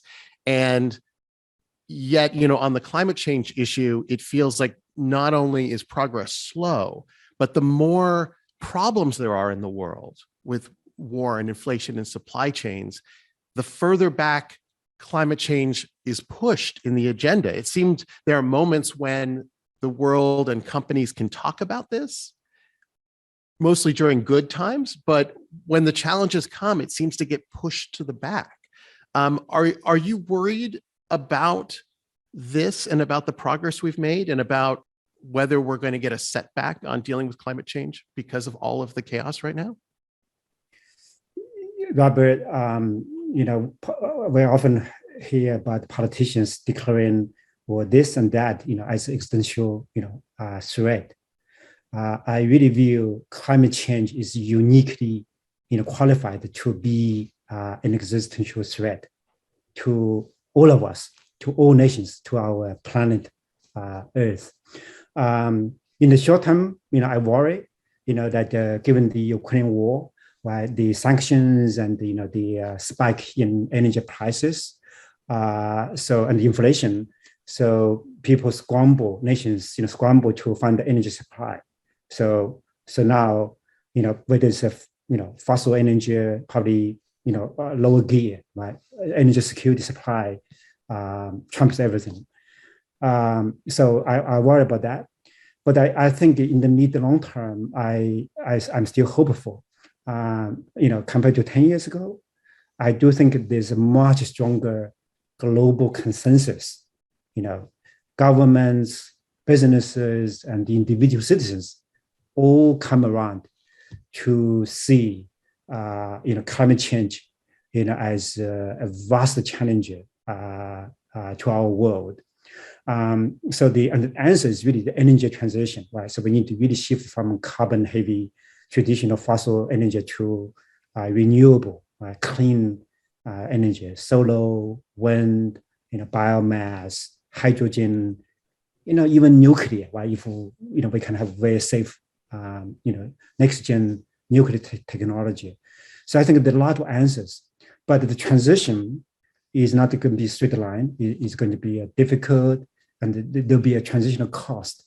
So I think, I hope, again, when I talk about geopolitics and how divisive the world has become, but this is climate change is clearly, they don't distinguish your democracy or authoritarian government. You're in Asia or in the Americas, right? We're all exposed to the consequences of climate change. And so sometimes, I think, there's a big forest, is in fire, right? So we are like different animals. Let's not fight each other. Let's put out the fire in the forest so we can all survive. Let's hopefully, this something will transcend short-term national politics, international politics, and that the world, can be unified. So we can make sustained progress. It's not going to be overnight, but as long as we stay course, I'm still optimistic that humanity will be able to prevail in meeting the challenges of climate change. Patricia, from your point of view in Brazil, and we've already established that you're an optimistic person on this, but what do you see in terms of changes in countries like Brazil, and the view from there about being able to focus on long-term problems when the short-term problems are so pressing? Robert, the way as I said before, the world is talking about global climate change in a way that we haven't seen before, even though there's a lot of other noise around, right? And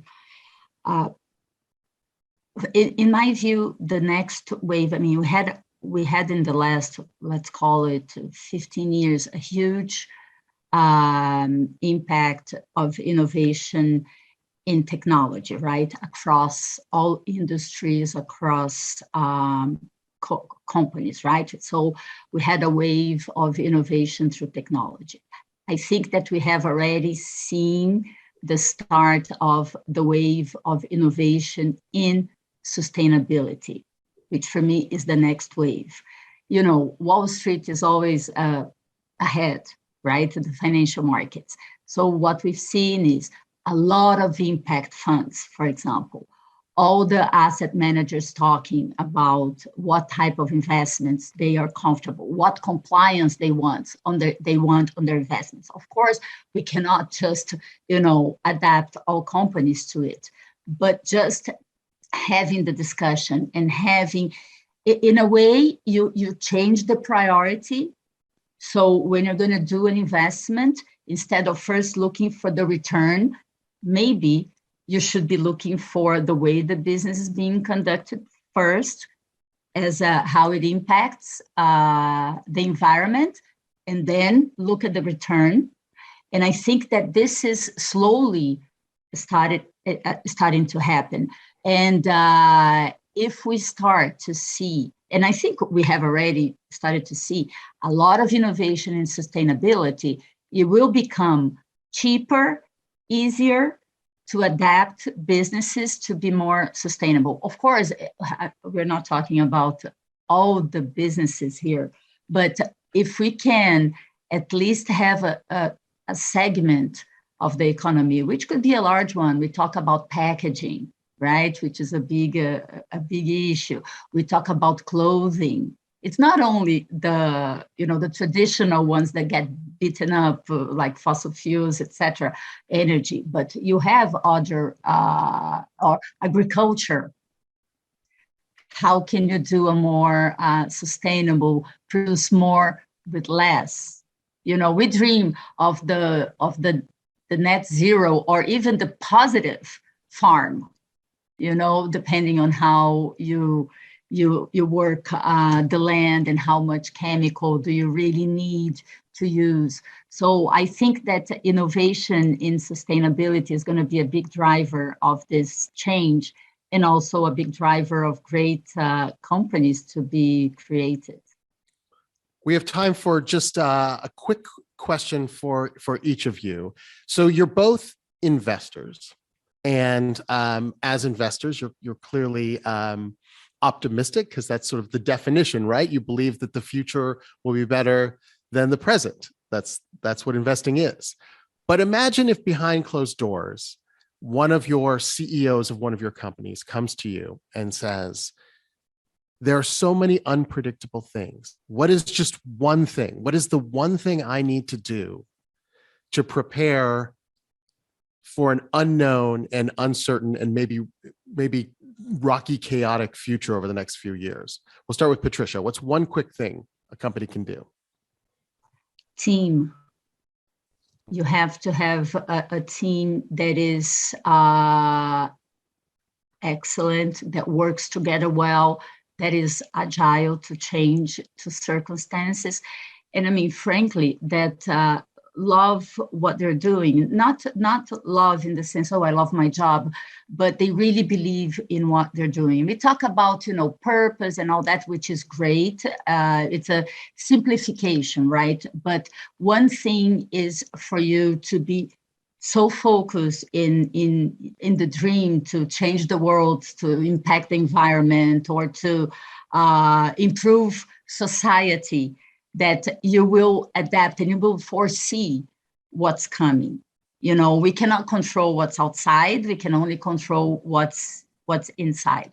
So if you have a team that is aligned, focused, which is actually, frankly, one of the biggest challenges that have been posed by COVID, since people are working from everywhere and a lot of them remotely, right? How do you create a culture around the business? How do you communicate well and bring everybody together to solve issues, to adapt to new situations?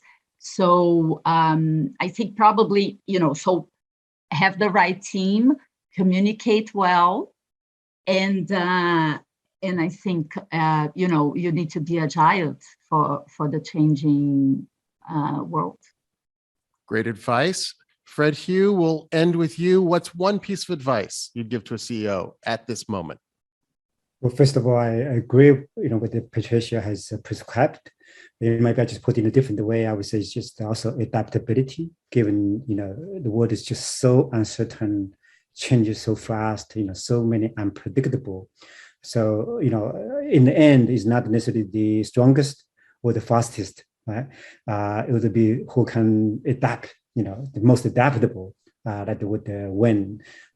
So I think the leadership, the team need to be really adaptable, responsive to unknown changes, and then the organization as a whole need to be very resilient.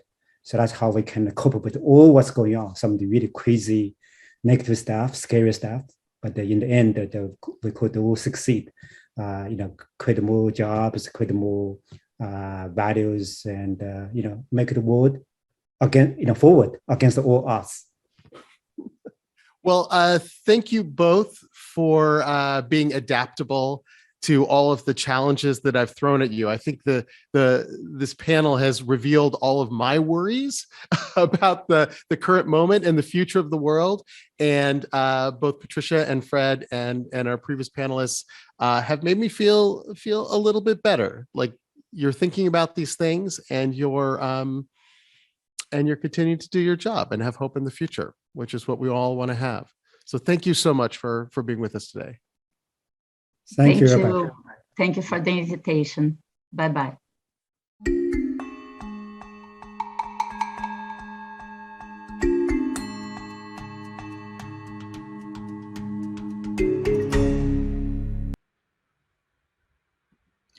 Good morning. I'm Alan Murray, the CEO of Fortune Media. Delighted to be a part of this conversation. I have spent the last 4 decades really keeping an eye on the intersection between business and society. And I think the changes in the last 5-6 years are greater than I've ever seen before. So we want to dig into that a little bit more deeply. Companies are being asked to do so much today. I mean, the most dramatic recent manifestation was the 800 companies that shut down their operations in Russia in advance of any sanctions or requirement that they do so. You just had a robust discussion about what companies are being asked to do on the environmental front, which is very dramatic. Also taking on issues of diversity, equity, inclusion, inequality, all very different than even just a decade ago. We've got two experts. I'm just a scribbler on this stuff, but we have two real experts with us to discuss it, and I hope I can bring them on the screen here. Shiva Rajgopal, who is the Kester and Behrens Professor of Accounting and Auditing and a Chazen Senior Scholar at Columbia Business School. Shiva, thank you for joining. And Aniket Shah, who's Managing Director and Global Head of ESG and Sustainability at Jefferies Group, and also an Assistant Adjunct Professor at Columbia. That does not look like the real Aniket there. Hi there. I'm on audio. You're audio only. Okay, we can live with that. Very good picture, Aniket. Thank you. Thank you for joining. So let me just ask you first to take this at the highest level. I think everyone understands how dramatically things have changed, how much are being asked of companies in terms of environment, in terms of geopolitics, in terms of other social issues, just at the highest level. And Shiva, you can go first. Is this a good thing or a bad thing? Well, yeah, thanks for having me, Alan. I think it's an inevitable thing. Whether it's good or bad, it lies in the eye of the beholder. And as you know, this is a highly surcharged political conversation. Where I come from is, I go to India twice a year, and the average air quality in any Indian city, any big Indian city, is roughly 300. And as you know, the UN prescribed safe limits are around 40. So sitting in Manhattan seems like an intellectual conversation, but I think in a place like India or maybe the global South, and we don't discuss that enough, it's an existential problem that something needs to be done about this issue. And there are deep challenges, in a place like India. And I had learned this from Aniket. If you regress GDP on emissions, the R square is like 90%, meaning there's a trade-off between the next meal and burning carbon, right? So, I'm not even equipped to deal with such great challenges, but I think something needs to be done. This topic needs to be discussed, and inevitably, in our democracy, there's going to be, divergences of opinion. Eventually, hopefully, we'll get to a better place. Hopefully, I think pushed by consumers as opposed to regulators, because you and I know that the state of politics in the US is it's a bit of a mess. I'm not very optimistic about a carbon tax or strict disclosure rules, etc. Maybe consumers and the next generation of students or millennials will hopefully push change. But so you're saying, Shiva, that given the mess that is our government, companies have no choice but to take on more responsibility for society, to do things that maybe 20, 30 years ago we thought were government responsibilities? Well, that's my read. If you go back in history, look at the 2008 crisis, look at the Tea Party movement, and so the general impression was that Congress has a hard time getting anything done, maybe even making daylight savings permanent. That's still stuck, as you know, in the House. So let alone doing something akin to a carbon tax, which is a huge political lift. Right. And remarkably, maybe business is seen as the only grown-up or the adult in the room. And there are challenges, of course, which I'm sure we'll talk about. But to me, if it is consumer-driven, look at the whole organic food revolution. 20 years back, probably wasn't even a food category, and now it's massive. Maybe that's where the future lies. If consumers switch, businesses will inevitably follow. They have to. Yeah. Aniket, I gave Shiva a multiple choice question. A, good thing, B, bad thing, and he chose C, inevitable thing. But I'm going to keep trying. Stakeholder capitalism, a good thing or a bad thing? It depends. The fundamental issue here is that the global economy today is really coming up against some very difficult planetary limits when it comes to climate change. And the transformation that is needed for the Paris Climate Agreement, for example, is something that will require both governments and business and, frankly, consumers to change their behavior. And so if stakeholder capitalism is a way to try to solve a problem, then I'm all for it. If stakeholder capitalism is sort of does what it is doing right now, which is it confuses the role of the state versus the role of the market, I think it could actually set us back. So the way that I always think about these problems, Alan, is that we have to always ask ourselves, what problem are we trying to solve for? Or what sets of problems are we trying to solve for? And we have to be as specific in that identification of problems as possible. And then we can start saying, how do we change the system to solving that problem? Well, that. No, I'm sorry. I didn't mean Go to ahead, interrupt Alan. you. Well, I was just going to No, ask you, go ahead. because I think you've raised the two of you have raised a really important point here. You're both agreeing that climate is a problem. I think you're both agreeing that government is in no shape to do the sensible thing, which would be to impose a carbon tax. We now have, I think we're close to 40%, maybe more, of the S&P 500 have imposed their own net zero goals. And you're beginning to see that push down the value chain by some of the big companies like Microsoft and Walmart, who are saying, hey, to get scope 3, my suppliers have to comply as well. So if you want to be my supplier, you have to play this game too. Again, is that a bad thing or is that a good thing? You said if it's a way to solve a problem, then maybe it's okay. It could be okay. I mean, having more disclosure is not a bad thing. I think disclosure is good, but we also have to be honest that the more you disclose something doesn't mean that that issue gets solved or that issue gets managed. You know, they always say, oh, if you don't measure it, it doesn't get managed. Well, right now we're in a world where we think if you disclose something, it gets managed. That's ridiculous. We have much more climate disclosure now than ever before. But global CO2 emissions continue to increase. The fundamental relationship between economic growth and emissions has not been broken. And so I think what's happening right now with the stakeholder capitalism is that we spend so much time talking about the means to an end, but we also have to just ask, how do we actually solve this problem? If it's climate, by the way, it could be inequality, it could be wealth in it. We just have to be very clear about the identification of what issues we are trying to go after. Now, in the ESG world, which is the world I live in, Alan, you know, the ESG investor community has a big challenge with this too. It's not clear what goal they are trying to solve for.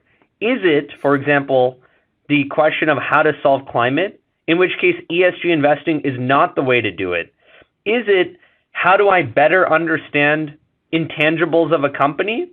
Then maybe ESG can help in that regard. And Shiva is the global expert on these issues, so I always say this with respect with him in the room. But the identification of what we're actually solving for is something we all need to do a better job with the stakeholder capitalism space. Yeah, so I want to come back to intangibles in a minute, but Shiva, I know you've spent a lot of time on the sustainability issue and have written about the SEC rules. Obviously, one of the problems right now with ESG investing when it comes to climate is that everybody can pick their own metric. There's no standardization. Nobody knows how to compare or contrast or know if it's real or just public relations. The SEC is trying to address that massive rule that would dramatically change business accounting. What's your analysis? Is that a move in the right direction? Well, again, I'm going to go back to my inevitability idea. Nobody else is doing anything. So, here's at least an attempt to do something, right? So the usual pushback is that, the SEC is overreaching. So what's the alternative? It should be with Congress. Well, Congress can't get much done. What's the other alternative? It should be with the EPA. But there are two lawsuits pending with the Supreme Court, arguing that the EPA is overreaching in its own right on other issues. So who else, in some sense, is the? I have to come back to the state of the politics because it's highly intertwined with that, obviously. And the SEC's rules are actually not as stringent as the ones in Europe. Yes, it's a 510-page document, and yes, it's like reading Tolstoy. But it's relatively modest compared to the European rules. They're asking for scope 1 and 2 and 3 in special cases. They're asking for a few things which I'm guessing they'll back off. Line item by line item impact of climate on the income statement. Well, that's huge. And as an accounting professor, I can't but envy the amount of grassroots investor support for climate reporting. I don't see any parallel grassroots support for financial reporting. So climate is probably more important than financial reporting today. Well, that's a really interesting point. And by the way, I did read the document. It is not Tolstoy, Shiva. I would you skip the footnotes, Alan, I'm guessing. But you mean it's not as entertaining? Okay, that's probably true. Yeah. Yes, it's not as entertaining or necessarily as enlightening, but it will certainly have a profound change if adopted on the way companies operate. And so, how, as a company, if you're required to disclose all these things, does it then require you to also manage these things? And how do you actually do that when you have an obligation to your shareholders? I just want to push back a little bit on what Aniket said. I mean, why do you wear a Fitbit? So that if you don't put in your 8,000 steps or 10,000 steps, you go for a walk in the evening. Measurement does change behavior. Now, I agree with Aniket that measurement by itself will not change behavior completely, but it's the zero order action that one should consider taking before anything else. And at some level, it's going to be innovation, right? That's the only way things will change. We need to give people an alternative to fossil fuel. We keep harassing oil companies, arguably, but they're not selling drugs. They're selling stuff that we need. So unless as a consumer I have an alternative to, say, even cooking gas, for instance, why would anybody switch? So it has to be focused on, solutions directed at the consumer. Now, the question that you asked, Alan, will this change corporate behavior? It certainly would. It'll also encourage more greenwashing. So if we exempt scope 3, it's a matter of time before scope 1 and 2 get reclassified. I often tell my MBA class that if you make people report CEO shoe size, they'll just go find taller CEOs. Anything that gets measured will get managed. But is that a second order cost or a first order cost of getting closer to a better policy? And so scope 3 is massively complicated. How can you be held accountable for what your suppliers do and what your consumers do? But on the other hand, if you don't do that, it's fairly easy for a company to say, we'll just push the dirty stuff off on somebody else so it doesn't show up on our books. So you really have to do scope 3, don't you, if it's going to be real? Yeah, exactly. But will it survive a legal challenge? That's the other issue. I'm a lawyer, but my guess is that it'll go the way of the conflict minerals rule. If you remember, there was a rule a while back where companies had to disclose materials, etc., that they sourced from certain African countries which were at war. Eventually, the SEC backed off, and then it didn't get enforced. So if the rule goes the same way, my guess is that the ISSB or some European entity would effectively become the de facto standard setters for at least the big US companies. Aniket, we could talk about the SEC sustainability rules all day, but you brought up intangibles. I think you're thinking primarily of human capital. I wouldn't be surprised if we see another rule out of the SEC this year requiring some level of disclosure of diversity and equity. Is that what you're thinking of? And again, is that a good thing, a helpful thing, a doable thing? Yeah, look, I think, again, I have learned so much from Shiva's academic work in this space, so it's always funny to speak about him with him in the room. But the reality is that investors invest in companies with very little understanding of what the companies actually do. It's remarkable, actually, just the lack of disclosure of core aspects of these institutions that you are putting your retirement into, your retirement savings, is remarkable. And so the more information that gets disclosed around the things that drive a company's value, which for me, highest on that list are the employees that work there and the technology that they are investing in, that they're producing. The more information that is forced from companies on that, I think the better we can be from an analytical perspective. I sit here within a research I sit here within a research team at a major investment bank, and I see that when this information gets disclosed, when employee turnover information gets disclosed, when employee engagement information gets disclosed, analysts can understand companies better. Is there a one-to-one relationship between employee engagement and a return on invested capital? No, but you won't find that relationship with anything. It just helps you better understand the institution that you are investing in. And so we're very interested in how very practically companies can be better disclosing on this information, and investors developing a framework to make it part of their investment decision making, Alan. And it's something that the investor community is very eager to get smart on, but disclosure is a big problem. It sounds like you're more interested in human capital disclosure than you are in climate disclosure. I think that's right. I think, for me, having studied and worked on climate for the last 15 years, and, you guys read the SEC disclosure. I didn't read the whole IPCC Working Group 3 report, but I read many chapters of it. It's really worth just taking a moment and seeing what is the collective, consensus of thousands of the world's leading scientists saying is needed for us to get on top of climate. These changes are so profound that, yeah, sure, disclosure, fine. Like, I don't care, disclose it. Like, okay, now you know your scope 1, 2, let's give scope 3. It is at, 3 orders of magnitude off in terms of the actual change that's needed in technology, in terms of consumer behavior, in terms of the speed of policy changes for us to live within our planetary boundaries. And so that's why I'm okay. I'm fine with more disclosures around climate data. I just don't want anyone to fool themselves into thinking that collectively that is going to accelerate at any meaningful level action on climate. Yeah, got it. Hey, so Alan, I can't let this go. So give me 30 seconds to talk a little bit about reporting and intangibles.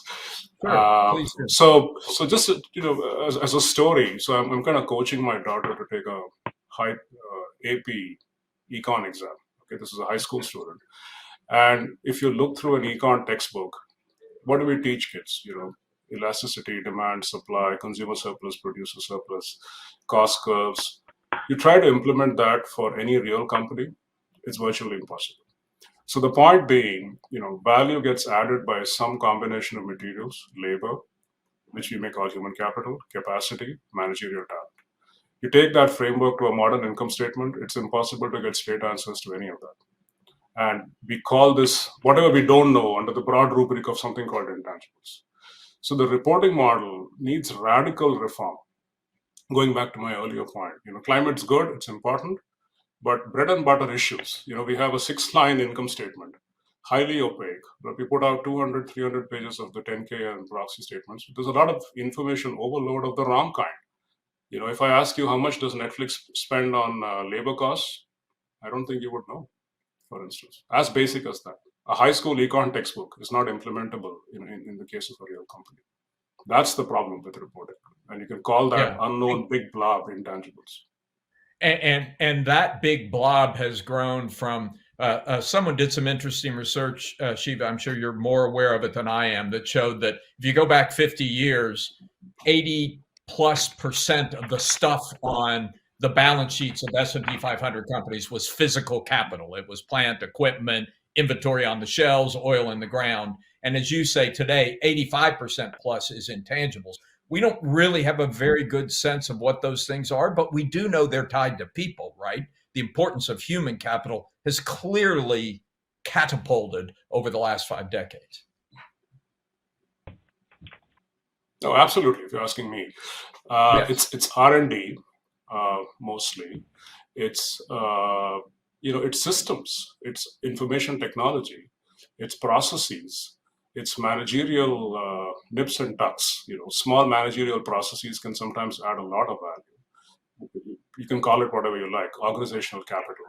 Don't forget, Alan, that we've also outsourced most of our production to Asia. That's where the PP&E has gone effectively. It's, Apple's PP&E is sitting on Foxconn's books because of outsourcing. Yeah. Increasingly, we are also seeing muscle-light companies like Hilton and Marriott who basically keep the labor somewhere else. So your muscle-light, your asset-light, by definition, the PP&E is basically gone. Well, let me ask you both, and Aniket, I'll start with you, but we're talking about human capital, better disclosure, climate, better disclosure. A lot of these things push you in the direction of a long-term focus instead of a short-term focus. We all know that there are tons of things companies can do in the short term that will increase their profit, but not be good for their people, not be good for the climate.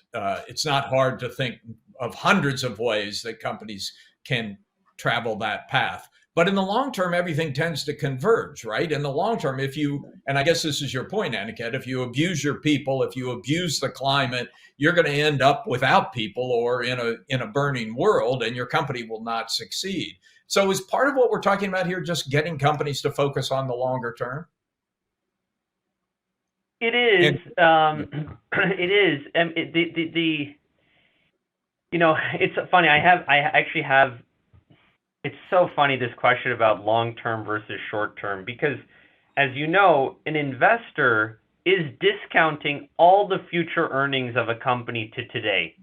And 80-90% of a company's value, and if you just do a simple DCF valuation of a company, is its terminal value. It's earnings beyond year 10 or 15 that you're modeling. It's everything else and that you discounted today. And so that's where there is pure alignment, frankly, with this whole ESG crowd and the way financial analysis happens. If you're a financial analyst, you should be asking in year 55 from now, how is this company going to be operating? What is its earnings going to be? What is its long-term growth prospects? And the decision of what number you put in that terminal value will drive your view about the company's value today. So in that way, it is absolutely about the long term. I think the challenge here is not that we don't have the analytical frameworks to do that. That is literally in the, Shiva is teaching his daughter first year macro. This is first year finance or first year accounting. It's simple stuff. The issue though is these things are hard. They're really, I'm now of the view that actually making real changes on human capital management, on improving your corporate culture, on creating an inclusive work environment, on decarbonizing your business operations. These things are just hard. They're very hard to do. And until recently, there hasn't been any incentive to get it done. That is changing now. So yes, we need folks to think about the long run. Absolutely. But it's also, we need, frankly, people to become better operators, better execution folks when it comes to actually getting these things done. And I think that's where we are now. I have one last question for both of you. We're about to run out of time here, but we've had this conversation for 25 minutes now. We really haven't talked at all about politics.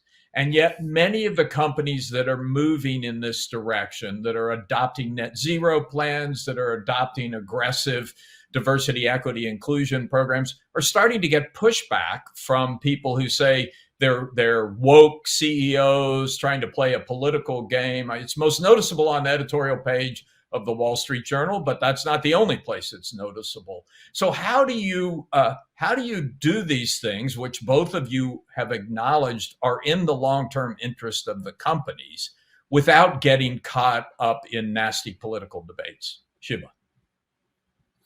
So if I may go back, Alan, to the earlier point, the short-termism, long-termism issue, and I'll try and address your question in conjunction with that. I think we have both, short-termism and long-termism simultaneously in markets. So the idea that somehow everybody is myopic is not true. Quite a few people are. That's what the whole literature on accounting and earnings management tells you. There are also companies like Amazon, which have probably hung around for 20 years and 30 years. Some of them, frankly, haven't even repaid their IPO price. So we ran a paper where we looked at, what happens to all the IPOs since 1975. Significant number of firms haven't repaid their IPO price in terms of fundamentals. So you have both simultaneously. It's the first thing to get out in the open. The second idea, Aniket's point that it's all terminal value, is 100% true, except nobody knows how to verify any of that. So I usually call terminal value-based valuation fate-based valuation. You're hoping and praying, and I'm increasingly worrying, are we exchanging pieces of paper without the claims underlying these pieces of paper actually realizing in cash? Now, your point about the so-called woke issue. So, this is again, no conversation about ESG would be complete without going back to Milton Friedman, right? And the Friedman paper or the article basically says that if these two things converge, if your stakeholder interest and shareholder interest converge, there's no problem, right? I mean, if keeping employees happy leads to more productivity, well and good, let's do it. So perhaps the concern of this, people who accuse companies of being woke is if these two interests don't converge, then how do you decide between the shareholder and the stakeholder? And all the work I have done, I don't even find a lot of evidence showing that CEOs indeed are quote unquote woke in terms of burning cash flows. By and large, they take decisions where these two interest groups' interests actually converge. When they diverge, they still do what is right for the shareholder. Yeah, that's a really good point, Shiv. It makes lots of sense. Aniket, thoughts? Yeah, my view is simple on the political part. The expectations on CEOs, Alan, like you started this discussion at the beginning, they have changed. And whether we like it or not, CEOs have to be involved in these types of conversations. It is being demanded of them by employees. Forget about shareholders. It's demanded of them from their employees. And so this is a very real, it's a very palpable thing. And it's just something that we're going to have to navigate. And I think what CEOs, the one thing that I would ask them to contribute in a moment of deep polarization is, as pragmatists, which most CEOs are, to help us all understand there is more commonality than differences in our country and in the world. Yeah. And if we don't use, instead of talking about woke capitalism, we say, actually, CEOs of companies, they're all trying to do things in a way that's good by their people and for the planet. And I think as much as they can push a centrist, moderate discussion and agenda in our lexicon, I think that we'll be better off for that.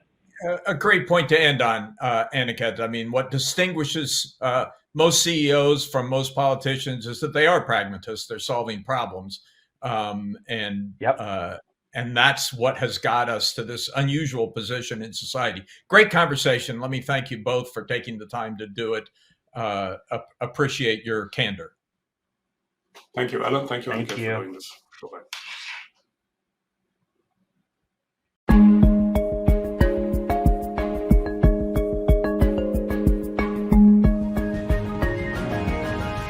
In today's geopolitical environment, world leaders agree on very little, but reining in big tech's monopolistic behavior is one idea that many people can probably get behind. With economic prosperity, political stability, and the individual freedom of everyone using the internet at stake, how should the digital economy be regulated? I'm Yoon-hee Kim, personal technology editor at The Washington Post, and I'm thrilled to be joined by Anu Bradford, who's a professor at Columbia Law School and a senior scholar at the Chazen Institute.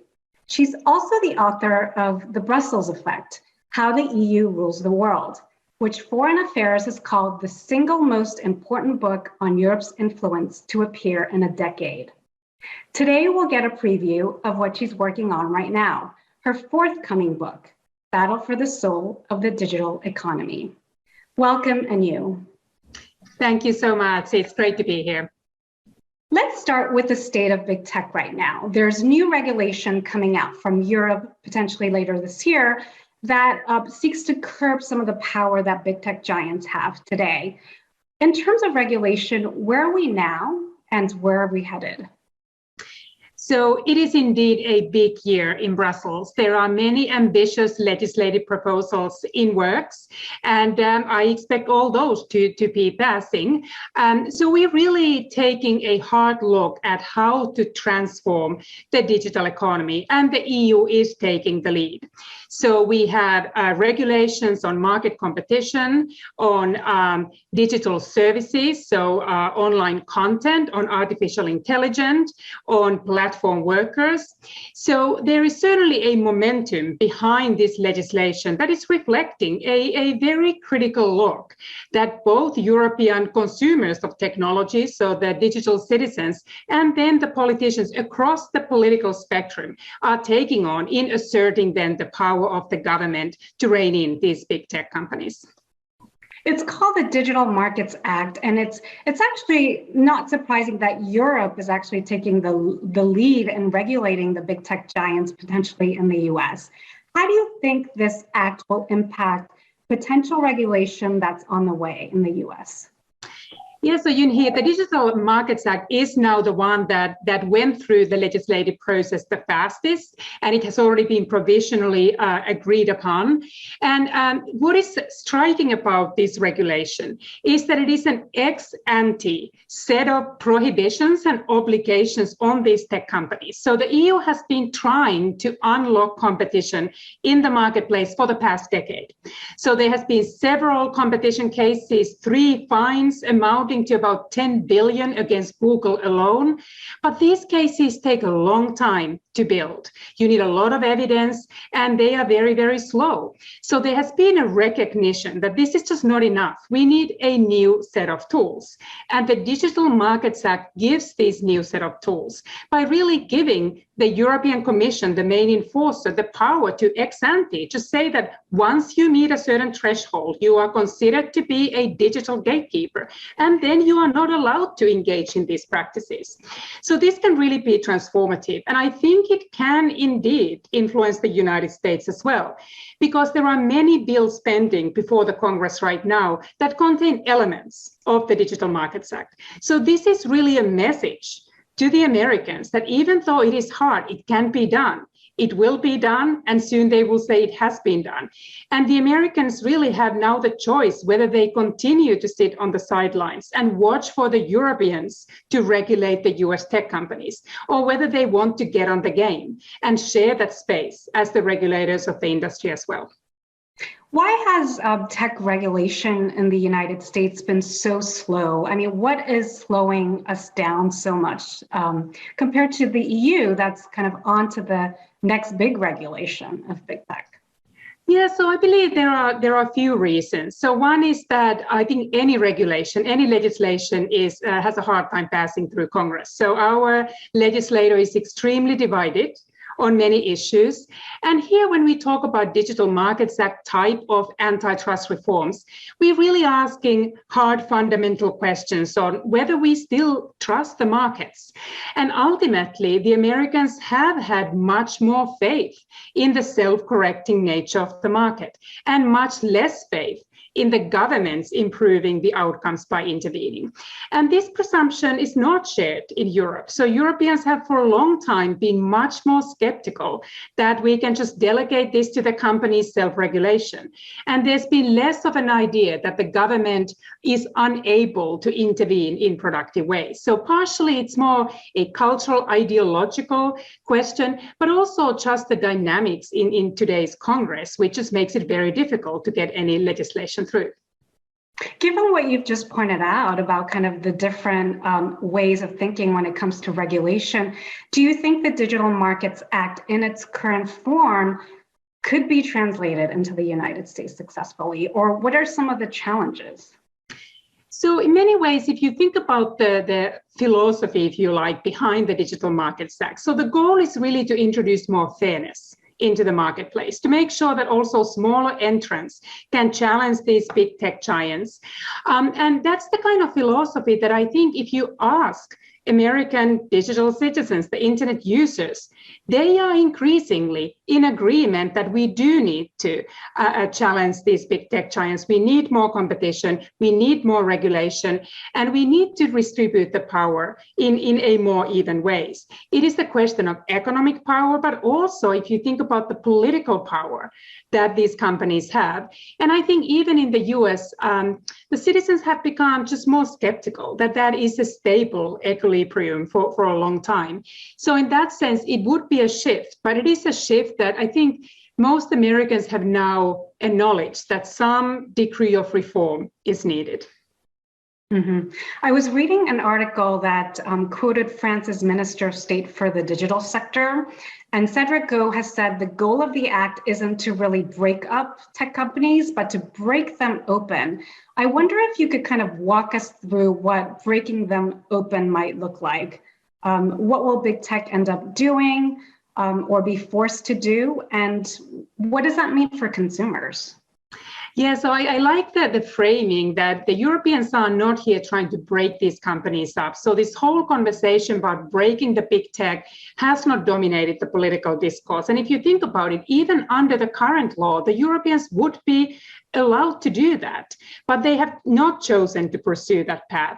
So, and I don't think even though under the Digital Markets Act, that could be the ultimate remedy, that there's going to be many steps that the Europeans will try before they would turn to that.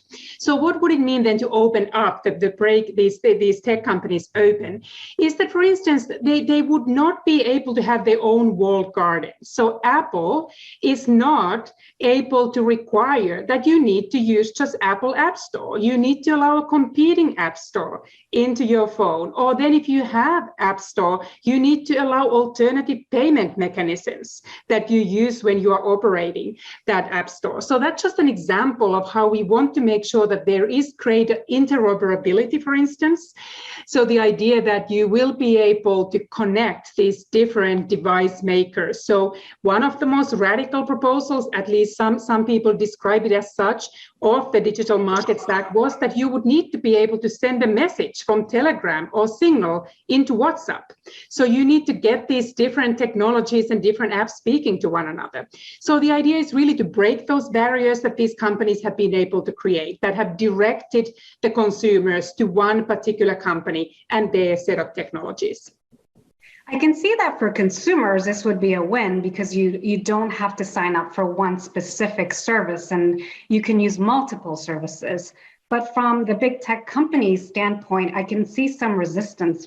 For example, Apple, which has spent years building their digital walled gardens so that they can keep consumers in their own ecosystem. I would anticipate some backlash. What are your thoughts on that from big tech?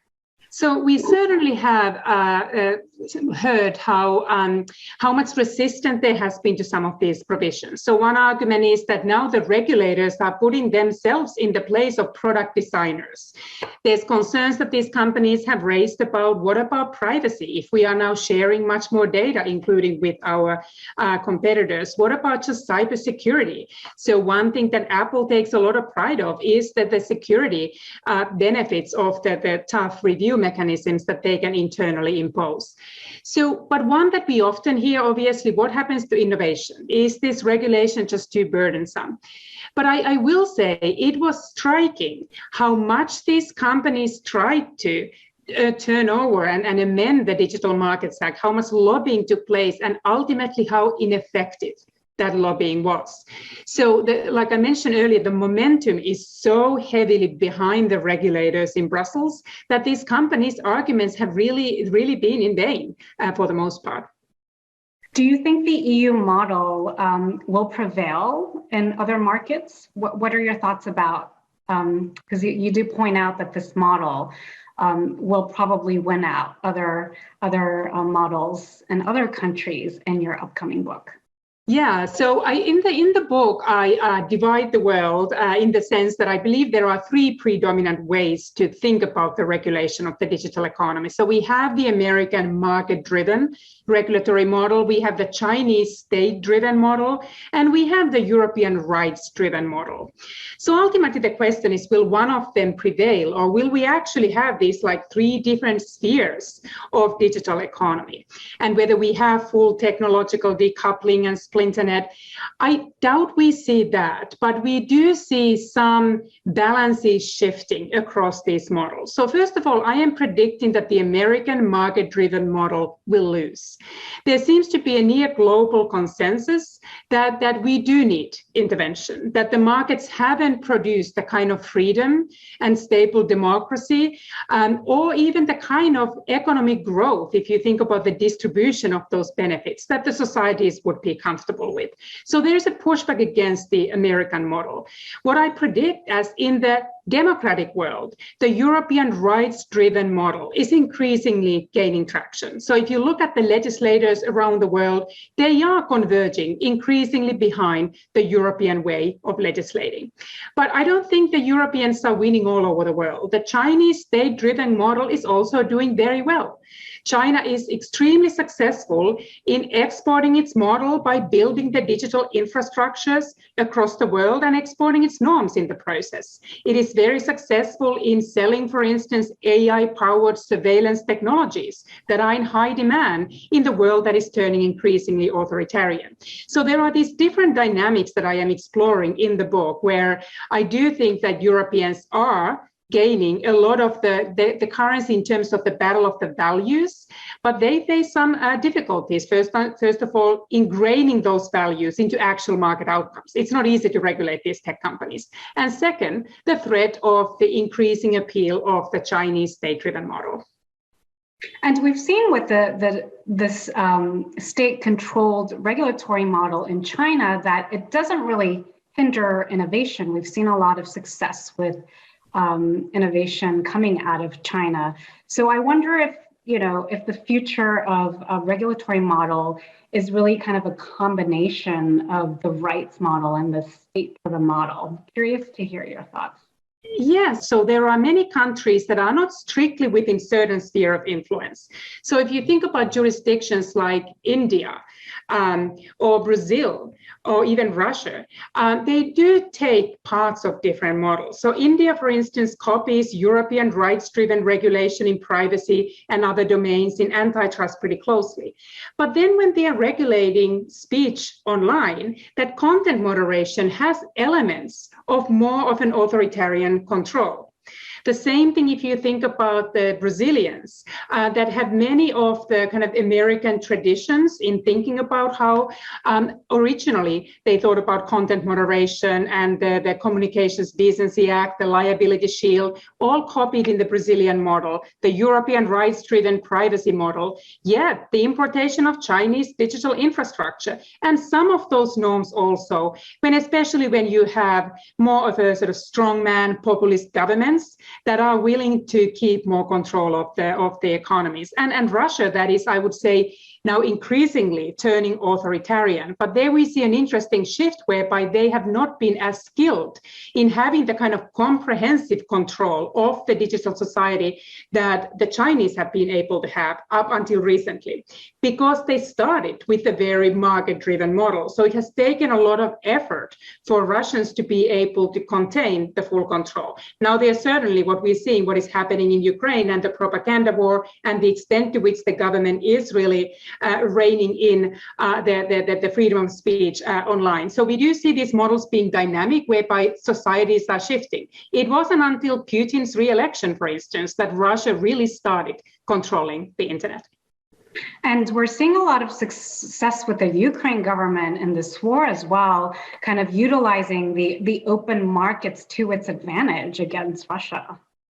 Absolutely. So it has been as scary and dreadful it has been to watch the war. If you think about also the role of the information war, and also the choices, the difficult choices that these tech companies have in navigating very difficult situation when there are conflicting demands from Russian government, from Ukrainian government, what the EU governments want them to do, what Americans want them to do. And these companies are making real-time decisions that are extremely consequential. And I would say when often these companies say that the government shouldn't regulate them because governments don't understand technology. I am not sure if these companies fully understand geopolitics and democracy and fundamental rights that are at stake with the decisions that these companies need to be making. So let's talk about kind of the impact on tech innovation as a result of more regulation. I think critics will argue that the EU model has really not led to much success in kind of big tech giants emanating from that region and more tech innovation. How do you see this kind of panning out? So, Yunhee, I completely understand where that criticism comes from. There is no European Google or European Meta or European Apple or Amazon. And if you look at various statistics, just recently I looked at from 2021, the world's leading technology companies that Forbes listed. If you look at the top 20 of them, there are 2 European companies on that list. And you can contrast that to there being 13 American companies on that list. So it's very tempting to draw this conclusion that the Europeans must just be over-regulating these companies so we don't see innovation. But I actually think that the story is much more nuanced and complicated. So it is not necessarily that the regulation is holding the Europeans back. So at the time Google was created, Facebook was created, there was hardly any digital regulation in Europe. Yet those companies emanated from the Silicon Valley. So I think there are many other issues that Europe needs to get right in order to get into the game and not just be the regulator and the referee, but to actually be the player. And one of those is, for instance, if you think about it, really needs to integrate the digital single market. So European small tech startups are not benefiting from an integrated digital single market. They are also not able to raise funding because we do not have, again, an integrated, robust, deep capital markets union in the EU. So often they get acquired by American companies so they can raise early rounds of funding, but after that, the funding dries up and they turn to American venture capital. So those are some of the examples. Another one I would raise is that absolutely much more punitive bankruptcy laws. So insolvency is very costly in the EU, and we know how hard it is to come up with disruptive innovations, and sometimes you fail. But in the US, it's almost like a rite of passage. It's just part of being an entrepreneur. That's not the end of your life. Whereas in Europe, it is a personal tragedy. And often it just leads you not being able to raise funds again. So those are some of the issues. And I also would raise just American companies' ability to draw on the best talent from around the world.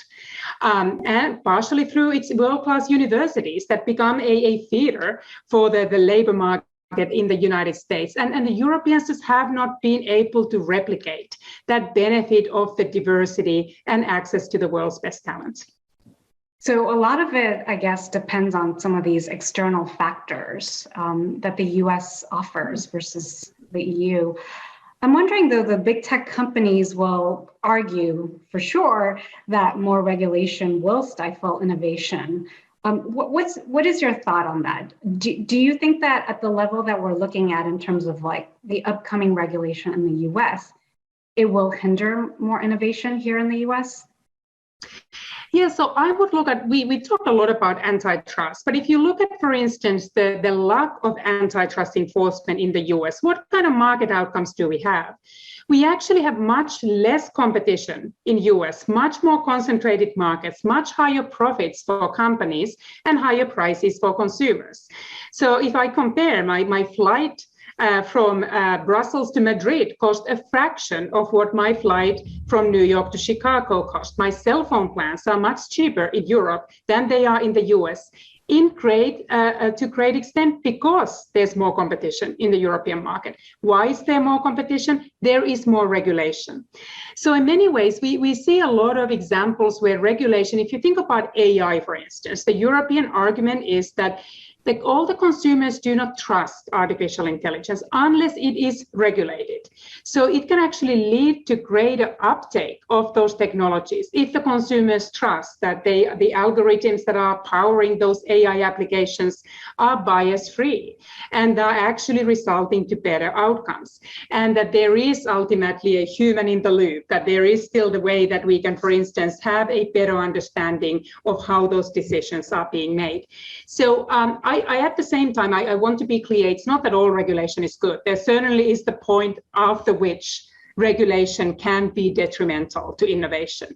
I'm rather trying to open the conversation through my book is that we cannot have this immediate reaction that if the European model prevails, for instance, in the US, that would be the end of innovation in the US. That's not going to kill the US capital markets. That's not going to stop the talent coming to the United States. That's not going to rewrite our bankruptcy codes. That's not going to unravel the more integrated market structure that we have. So I think we need to just sort of attribute some of the European failures to where those failures actually stem from, instead of saying that always it's just regulation.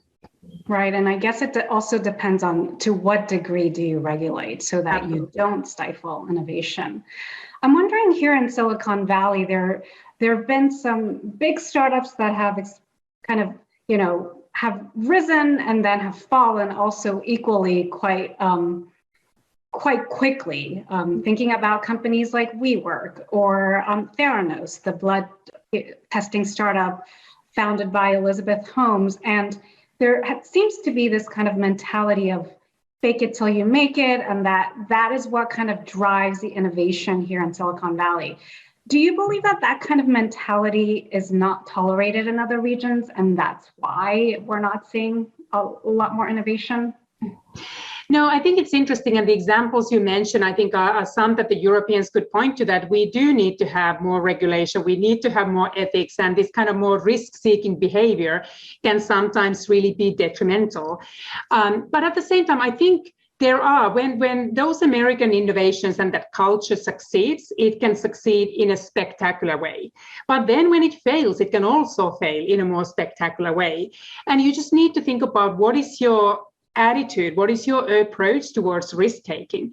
And I think Europeans are more risk-averse.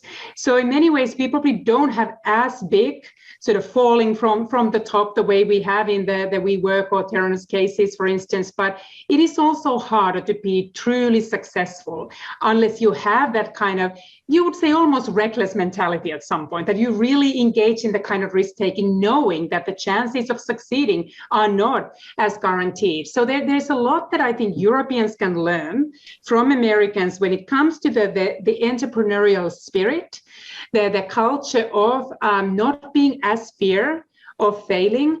And at the same time, I think the Americans can learn a lot from Europeans, because sometimes having a little bit more regulatory constraints around that culture can introduce a sort of healthy dose of discipline into the market and the way we think about developing and deploying these technologies. So I think we have many examples showing that ultimately this techno-optimist, techno-libertarian culture has not produced so much freedom and democracy. In fact, I think we can really think that we can attribute a lot of the crisis of the democracy. You just look at what happened in January 6th with the Capitol insurrection and think about the role of the social media companies in events like that. It can be extremely destabilizing for the society if this is the kind of free for all and we do not have regulators play a role.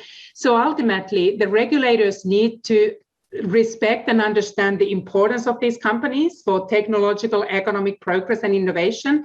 But these companies also need to understand that ultimately there are many important societal considerations that we need the democratically elected governments in the picture to steer also the societies that are impacted by these technologies. What about techno-nationalism? We seem to be heading in the direction where each country wants to kind of be a leader in every sector of technology. And we're certainly seeing that with the US and China and the race for dominance of artificial intelligence. The US is doubling down on its semiconductor kind of infrastructure and manufacturing here in the US because for too long it was reliant on the Taiwanese companies for manufacturing. Do you think that we are headed in that direction, and is that good or bad? So, Yunhee, I'm afraid that we are heading to that direction. That gives me a great deal of pause.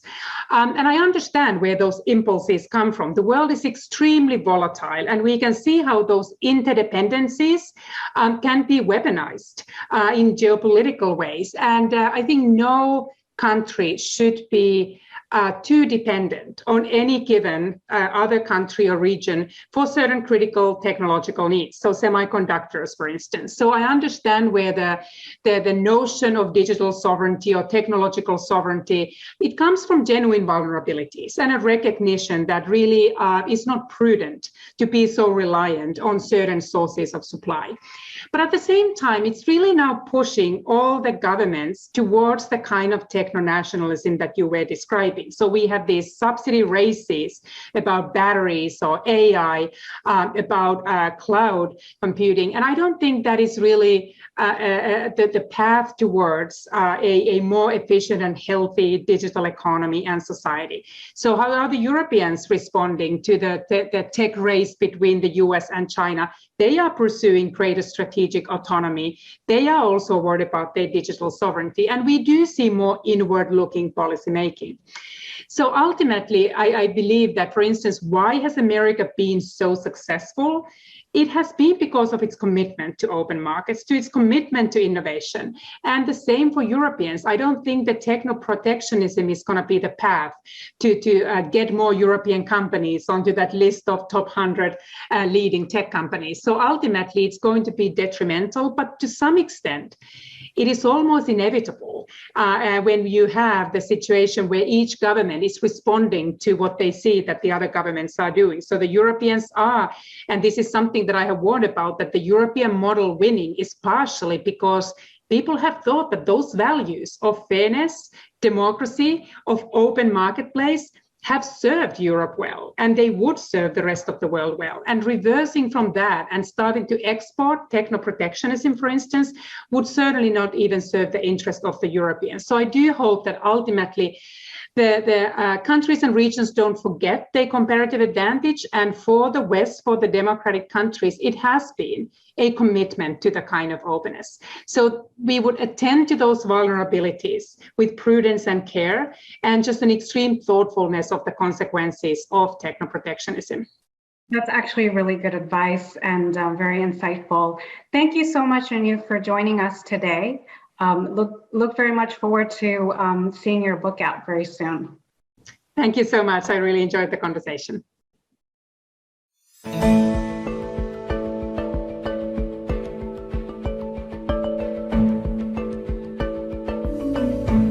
This is the Chazen Global Business Forum. So obviously we're going to talk about the world today. And the world is certainly Columbia Business School's oyster, with a preeminent ranking, with wonderful new facilities, and an exciting new curriculum. And especially, Costis, given your leadership, thanks for joining the conference today. And I wanted, if I might, to start out with a question about business and society, which is, how do you see the shareholder-stakeholder trade-off? If you're running a firm, or when we're shaping our students to run firms, is this all for shareholders, stakeholders, something in between? Thank you for having me, Glenn. Well, that's a loaded question, right? I think corporations have created tremendous amount of innovation. The free market system, competitive markets have disrupted, shaped our lives, created tremendous economic opportunity for all of us.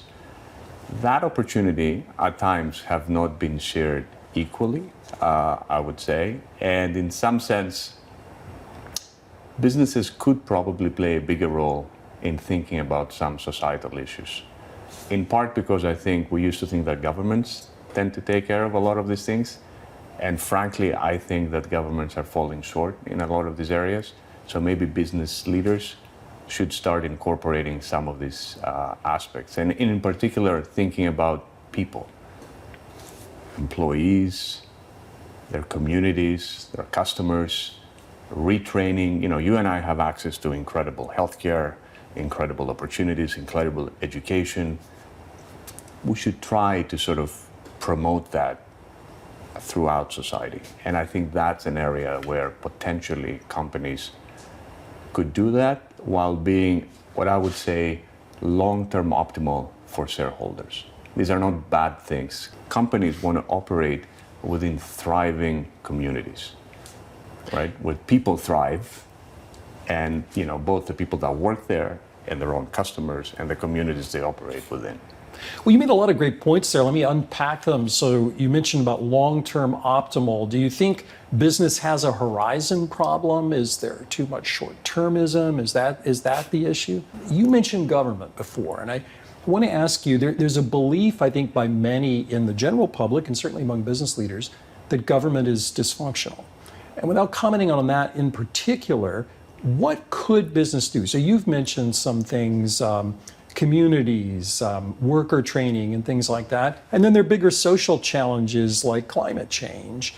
Where can business have an impact in a world in which public policy is moving perhaps too slowly? So in some sense, governments need to level the playing field a little bit. With climate is a good question. In the sense, I believe the solution to climate will come from corporations. It will not come from governments. Corporations will innovate, will find solutions, and then will implement them at scale and quickly. What governments could possibly try to do is to level the playing field. For example, if we could institute a realistic carbon price so that we're pricing in externalities. So that will create incentives for corporations to innovate.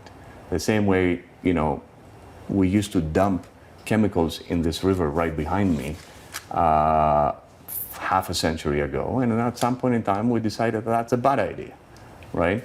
And that was an interface where governments and corporations came together. So I think corporations have some aspects of societal issues that they can tackle head on without government involvement. I agree with you, and you very well put together business and government, but I want to bring another player in from our world, business schools, and Columbia Business School in particular. How do you get MBA students, who are after all going to be the future business leaders, to have a sense of social context of the role of business in society in what they're doing, along with working with them in everything in basic skills from statistics to discounted cash flow? How do you weave it in? So I think, first of all, our students, as you know, come in and they're much more socially sensitized to what's happening in their neighborhood, in this country, and around the world. So they're ready to actually engage in that topic. What should we be doing? I believe we should do at least three things, and I'll tell you one thing that we're trying to do right now, is develop curriculum to engage students in this area. Have them sort of grapple with the challenges, think about possible solutions, and think about how corporations, how innovation, and how governments can come together to actually address these social challenges. I think we should be having this dialogue with our students, and we should be training future business leaders to be sort of more socially responsible.